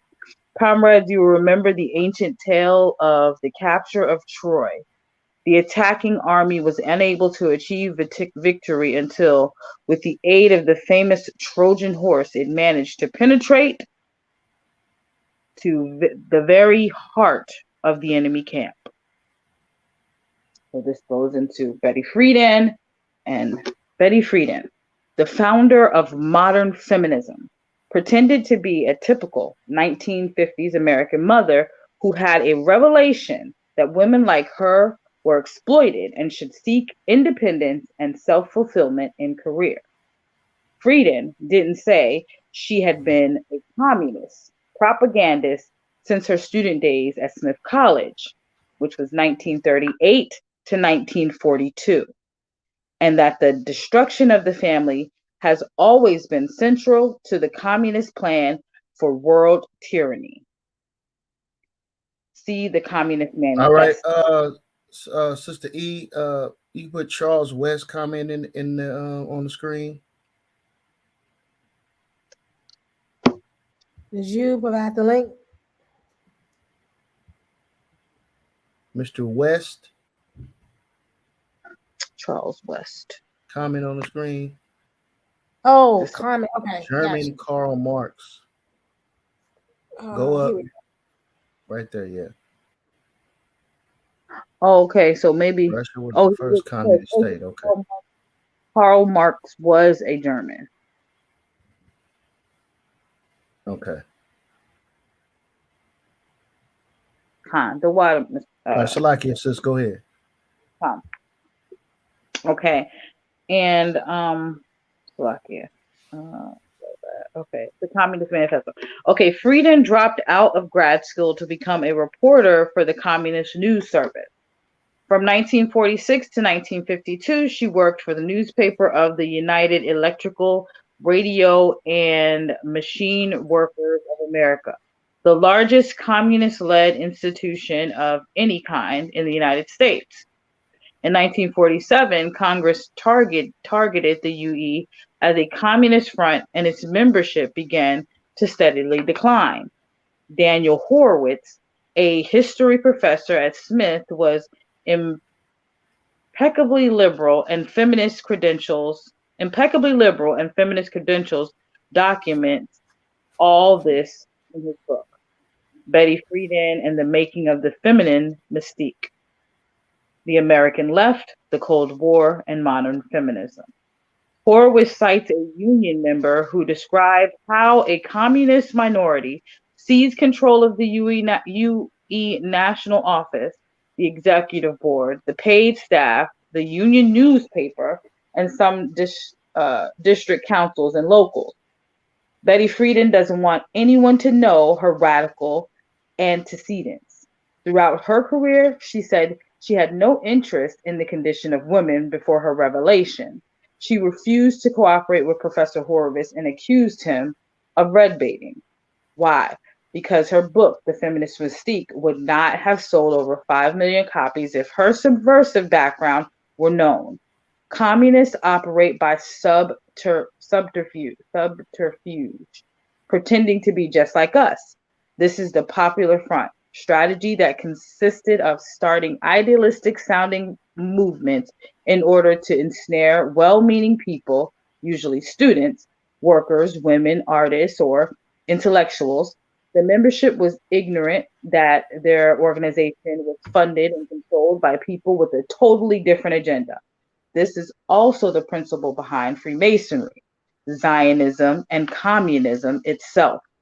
Essentially, the adherents are dupes, useful idiots.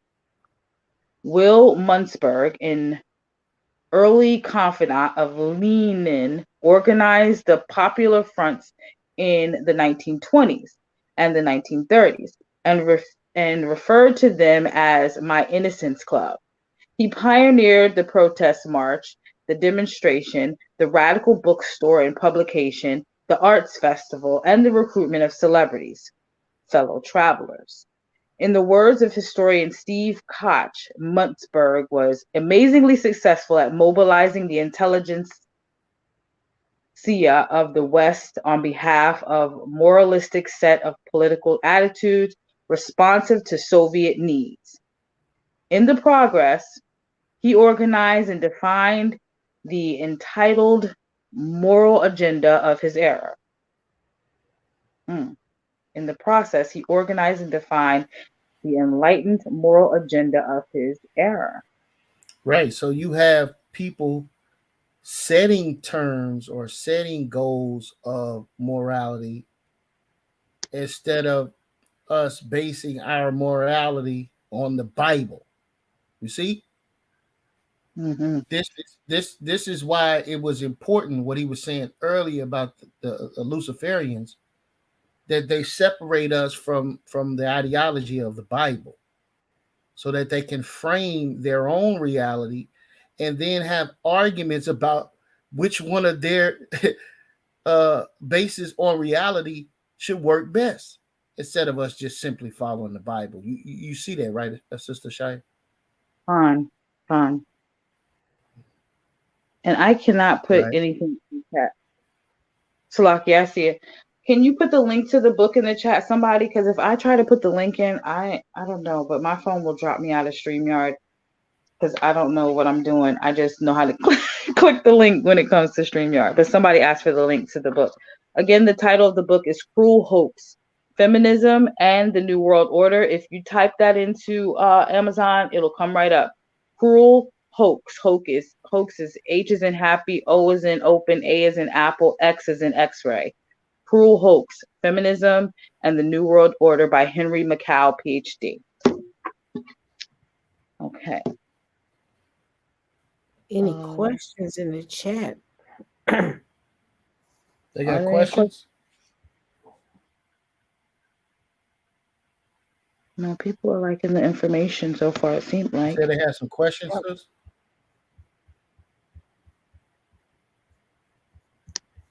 I don't think so. Oh, okay. Yeah, let's keep going.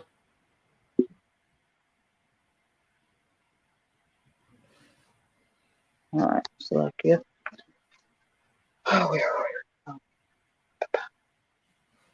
I'm putting the link. I'm put the link in the chat. Don't worry, I got it. All praises. In the 1989 interview, Babette Gross, the wife of Willie Munstenberg, described the Popular Front modus operandi. You do not endorse Stalin. You do not call yourself a communist. You do not call upon people to support the Soviets. Never. You claim to be an independent-minded idealist. You don't really understand politics, but you claim the little guy is getting a lousy break. exception, like the brother said in the chat. Friedan observed this principle when she helped start second wave feminism, which is a classic popular front.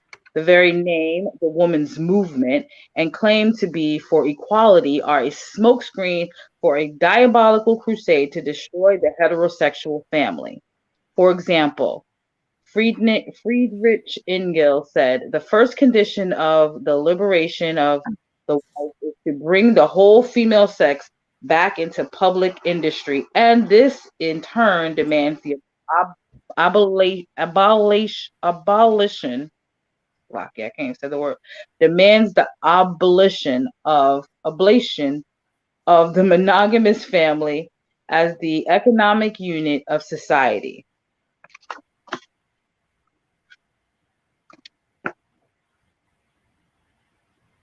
The Congress of American Women, a popular front organization founded in 1946, reached a membership of 250,000. It was disbanded in 1950 after being required to register as a foreign agent by the U.S. government. Feminist historian Ruth Rosen writes that the CAW's agenda prefigured much of the modern women's movement that emerged in the 60s. The FBI kept tabs on the women's movement but found no direct connection with Soviet subversion. Ruth Rosen, herself a veteran, finds that ironic. Ironically, the FBI searched for signs of subversion in the women's movement but couldn't recognize what was truly dangerous. While they looked for communists and bombs, the women's movement was shattering traditional ideas about work, customs, education, sexuality, and the family. Ultimately, the movement would prove far more revolutionary than the FBI could ever imagine. Feminism would leave a legacy of disorientation, debate and disagreement, create cultural chaos and social change for millions of men and women, and in process help ignite the culture wars that would polarize American society. But at the time, these ideas were not what the FBI considered subversive. By attacking the social fabric, feminists inflicted more damage to Western society than communists ever dreamed. Hold on now. We don't want to skim past that right there. Oh,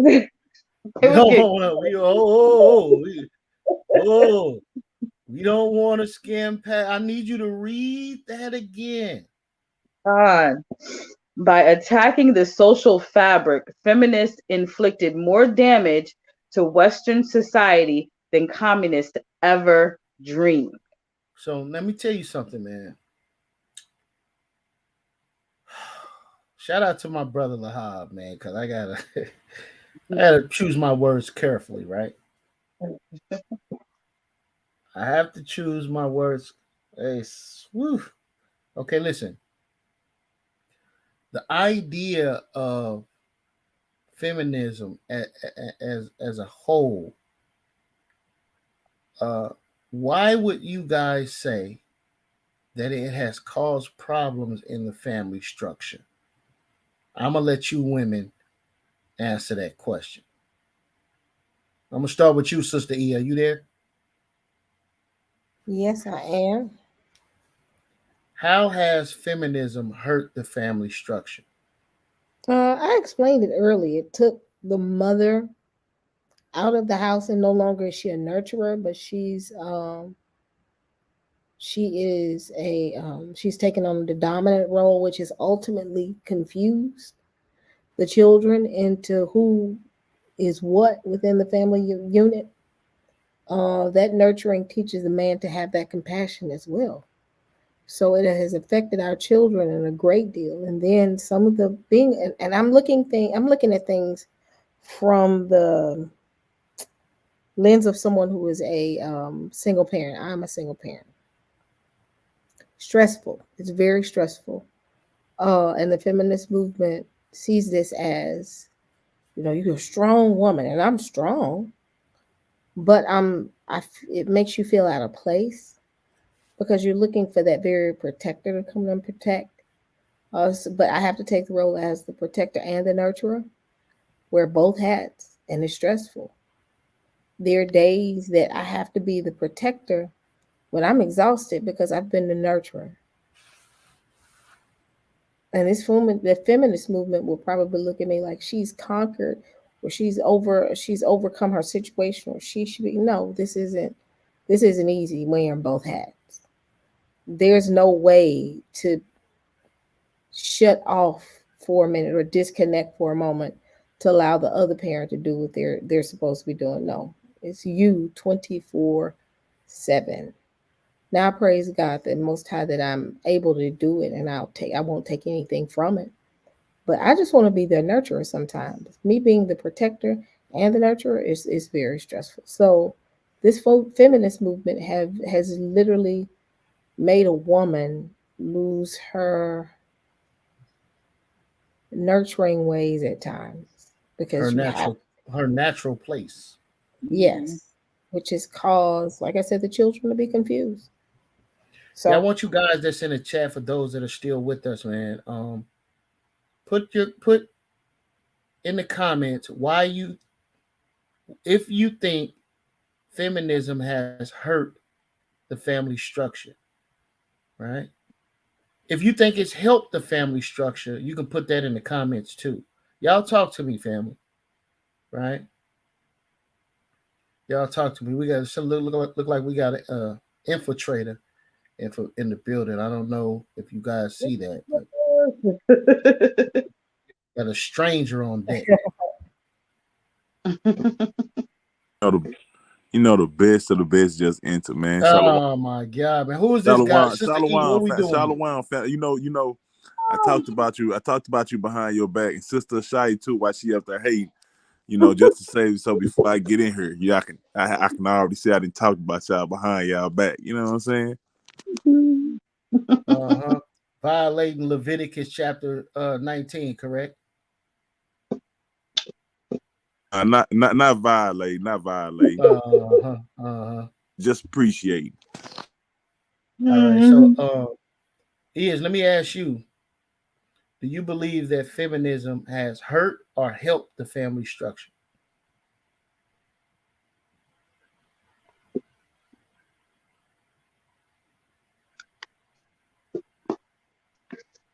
All right. Guess he's not gonna be. Nah, Salaki, I had just not got back to it. Could you repeat that one more time? My bad, fam.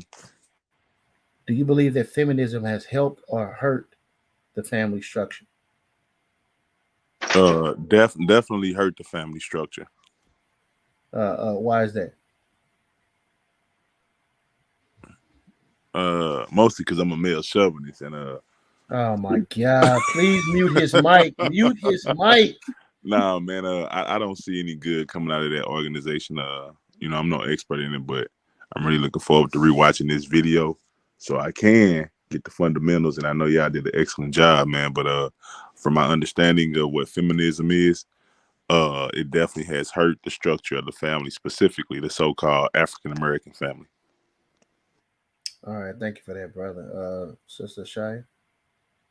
No, Khan, it's definitely hurt. I mean, it's so-called sexual liberation alone hurt the family, because the female. Shai. Sister E, can you post some of these comments? People going in over here, Sister E. I'm reading through them. Okay. All right, go ahead, Sister Shai. Salaki. No, but I was just gonna say it's the sexual Salakia, the sexual liberation part, right? Where it's kind of coerced people into thinking that sex isn't associated with marriage. It's promoted whoredom, promoted detachment from relationships, to where people, like we were reading in the first part of this book, people are like basically have like a sort of a relationship retardation, you know what I mean, where they fail to make bonds with the opposite sex, creating those, what they said, hetero homos or whatever type relations. I don't think it's fair that you get to use language from this book. I see what you're doing, right? I see you learning and everything, but we got to elevate, okay? Yeah. But it's something that is embedded. But like I said, and I'll say it again, this feminism has so many hooks and different things. It masquerades as so many different things because like we're seeing and we're reading in the story of Betty Friedan, she was a communist and she was basically planted into, and to start this feminist movement, something that was just kind of created to destabilize, to stagnate the growth of our people so that we can start to conform to the government and the things that they see fit and appropriate for our children. So yeah, it definitely hurt and continues to hurt the family structure. I appreciate the interaction, family, sincerely. It's important to me when the information start coming out that you guys are receiving and comprehending the message that is trying to be conveyed, so we can collectively get on one accord concerning it. I'm gonna tell you, man, it is extremely difficult. I stumbled in a room because of Sister E. Let me put that out there. Sister E ambushed me into a room of feminists, and I heard some of the Wait a most minute. Which room? vile vitriol. You know that room I'm talking about the other day. What room is that? That secular room the other day. Oh yeah, that room was Man, yes. I heard women literally say, I hate black men. And I was just floored at Willie Lynch. Whether you think Willie Lynch is a literal man That or room just was the name of a social engineering program, which I believe that it is, whether he be a real man or somebody invented him, pitting the man versus the woman is a form of social engineering. This is something that is orchestrated from the outside in.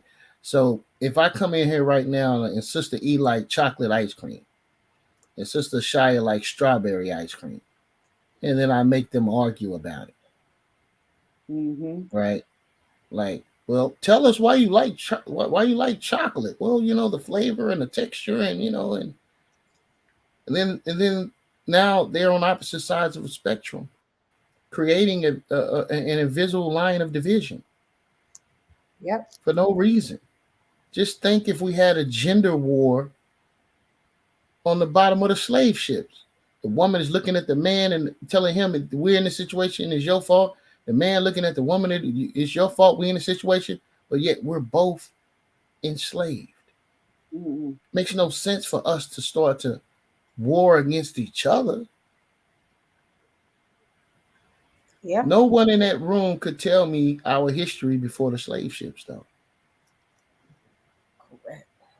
And every naysayer that has ever told you that it doesn't matter who you are, they can't tell you who you are. The reason it doesn't matter is because they haven't found the answer. So since they haven't found the answer, guess what? It doesn't matter. Just believe in Jesus, and that's all you need, brother. That doesn't help us as a people. Jesus said he sent the Holy Spirit to teach us all things, correct? That's right. Yep. Does all things incorporate our identity? That's right. Let's get further back in the book. Okay, let's see. Let me read that sentence over and then I'll continue.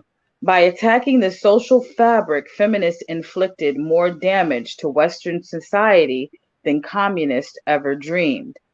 Manufactured hysteria over domestic violence has driven a wedge between men and women.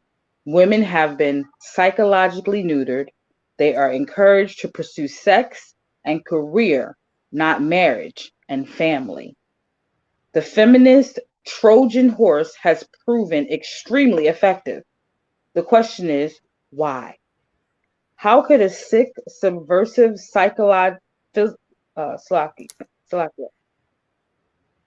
philosophy that openly pits women against men have been able to succeed. The disconcerting answer is that monopoly capitalists are behind both communism and feminism and, Mm. and use them to undermine the political and cultural institution of Western civilization. So The what's the name of this? What's the name of this series we're doing? social engineering. So have society been engineered? Read that last part again. The disconcerting answer is that monopoly capitalists are behind both communism and feminism and use them to undermine the political and cultural institutions of Western civilization. I'm gonna tell y'all something, man. Something came on my heart to do years ago, and I wasn't able to do it, and I feel horrible about it. My mom was living in some apartment complexes, right? She has a house now, all praise and glory. But she was living in some apartment complexes, and the apartments were lying to her about evictions, right? They were telling her, um, if you don't have the rent by Friday, we're going to evict you. Well, eviction takes 30 days, correct? We're going to lock your house up, your apartment up on Friday, and not allow you to get your items that belong to you. Well, how are they able to do that? That's actually not true and against the law. But yet, these are the tactics in which they use. So you have the elderly, and you have newly children that are just now getting apartments, 18, 19 years old, are just now getting apartments, and they're ignorant to the laws. So the apartments take advantage of that, whether it be a wicked manager that's running the apartment, or whether it be tactics that are used by the apartment manager, the apartment complex owner. You would not believe how much our people are being mistreated in these apartment complexes concerning things that are actually against the law. But we would never know this because we haven't went into the apartment complexes and talked to the people.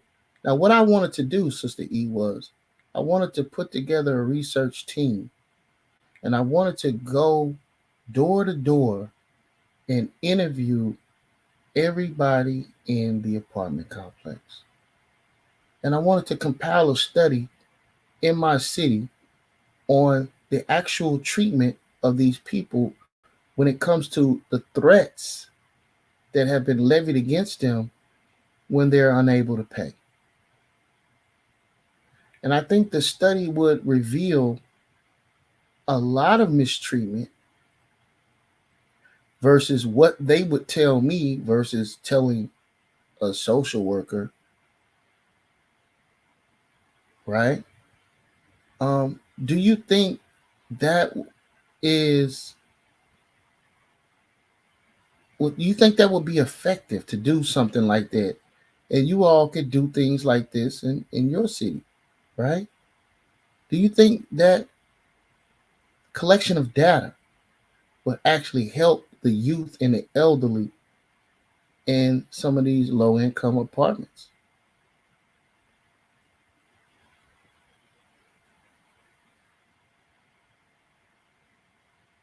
Sister E, are you there? Yeah, Sister I went to the restroom real quick. I'm back. Okay. So you missed the whole story, Sister Shia. What do you think? I got it. I think that it would be beneficial if you could like identify what points, because I agree with you, because what they're banking on is that you can't pay your rent, you can't afford a lawyer, right? So they're banking on being able to kind of pull these things and, you know, and they get away with a lot of it, you know, and they used to call it slumlording, right? And so I think they will be beneficial to promote change if we're going to do something with it. If we're going to use that information to push change in the way that things are handled in these lower income, you know what I'm saying? If it gets to like somehow having some type of representation, you know, having something like a public defender available for these types of situations, you know, that are dedicated to these low income families, because most of the time, the only time Black people deal with public defenders is when they getting persecuted for some type of criminal offense. But ain't nobody, you know, getting a public defender for, you know, a rent case, you know, most.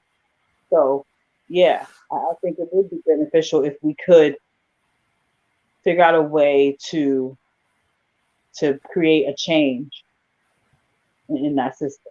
Yeah, I mean, definitely. Con.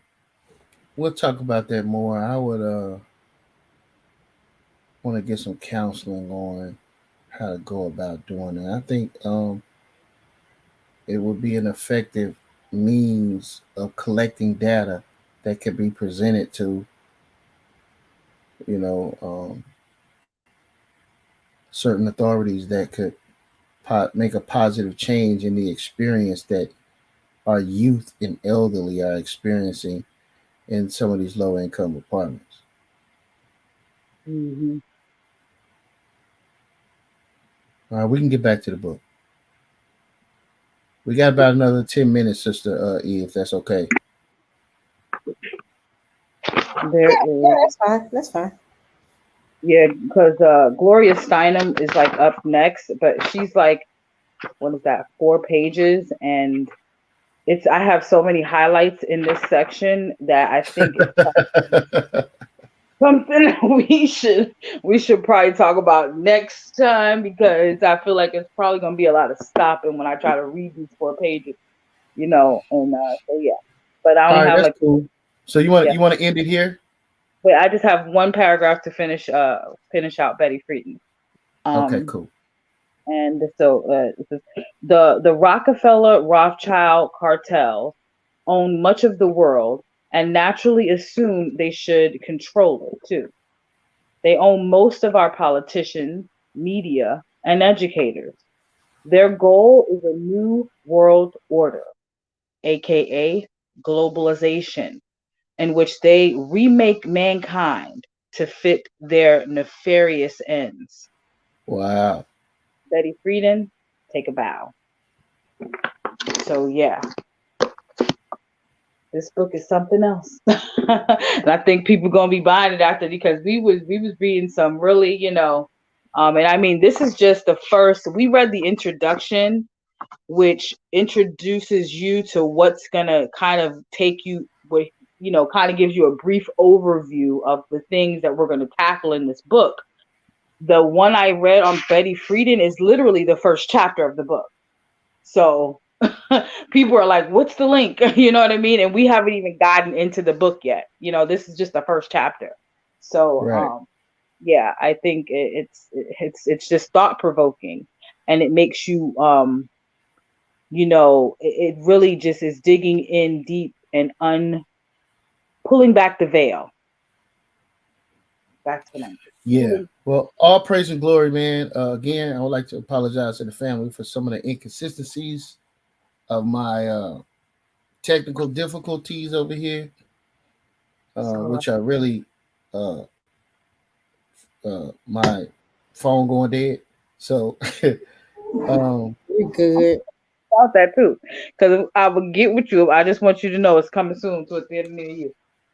Right. Y'all pray for me, all right? Pray for me, please. All right. So the next time we come back, we'll hash it out with Sister Eda. Next time we come back, we're gonna do more reading and less talking, because it's imperative that we get this information out without it being a 20-part series. So Right. y'all pray for us, man, as we continue to try to bring this information out, just to have a public conversation concerning the information. So I appreciate everybody, sticking with us to the end. And listen, man, if this information, uh, you know, uh, if you enjoy this information, man, share it with somebody. Um, send some subscribers to Sister E's way. We appreciate the platform. Put Shout your out to the Preceptikans, man. We're gonna keep working over here. put the link to you all's YouTube in the chat. It's in a text message, Sister E. Can't you put it in the chat? So she No, can I put it on the can't. screen, brother. I can't. Let me find I'll it. do it. I'll put it in the chat. I'll put Do it that in for there. me, and then I'll put it on the Did screen. you send it to me, brother?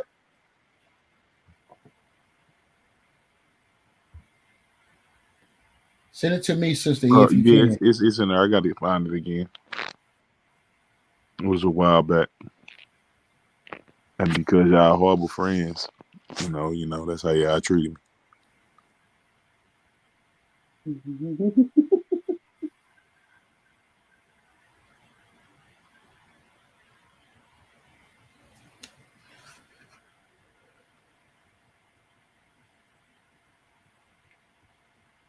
Yeah, man. Again, man.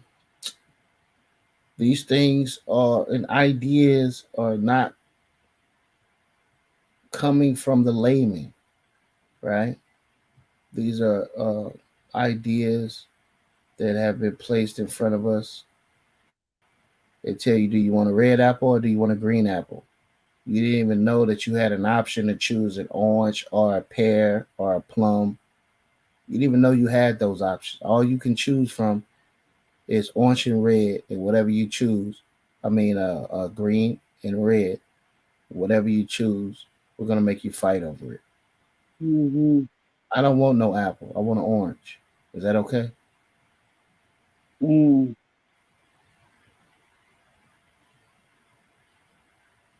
Yeah, I mean, it goes deeper. It goes even deeper than that. Are you still there? Yeah, we here. Oh, I was just saying it goes even deeper than that because at the end of the day, you never, you know what I'm saying, you fighting over the red or the green apple. You never wanted, you know what I'm saying, you never even wanted, like Right. you was content. You had the green apple and you was content until they started making you think you wanted the red one. Right. That's the mind damage that they're doing. Like, we were content with our green apple. We never even wanted, the red apple until you made it so that it looks appealing. And we thought. Absolutely. So now it's like, I can't live without the red apple. And meanwhile, the red apple was the poison apple the whole time. Right. That's crazy. Yeah, man. So listen, family. This is our page, Preceptikans. We got to get up to what we need 100 or 1,000 subscribers before we can go live. Let's get this page up, family. If y'all can help us, man. Right? We're gonna continue to pump out. We're still gonna be on Sister E's channel regularly, but we want to get this page up so we can start compiling some of our information and archiving it, so you don't have to go through Sister E's plethora of different shows that she got going on to actually find us. So this will be a place where you can find us directly.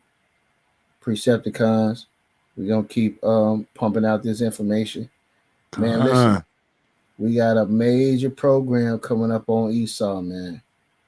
It's gonna blow the minds. We got books, $1,000 books.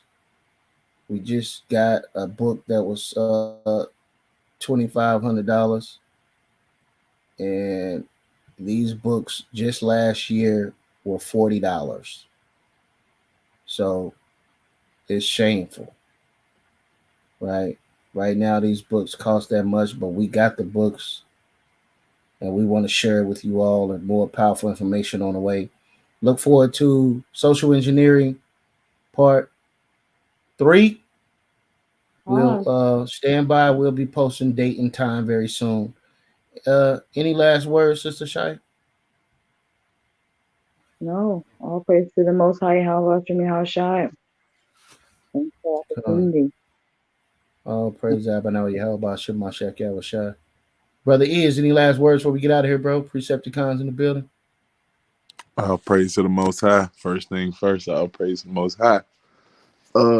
Nah, man. Appreciate the portions that I caught, man. Of course, I hear more from you all. Sister E, appreciate you again. Sister Shia, Jeremiah. Again, family. We would love for you all to give us a subscribe over there at the Preceptikans channel. It's a new channel, gonna be a lot of fun, a lot of information, a lot of teachings. Of course, we want all the smoke as usual. You know what I'm saying? You find people on here talking that big chop, send them our way, send them the link, let them know, hey, these guys right here is looking for the action. But other than that, man, we appreciate it. Digging for the truth consistently. Preceptikans, Elite Learning Group. We appreciate y'all and much love, family.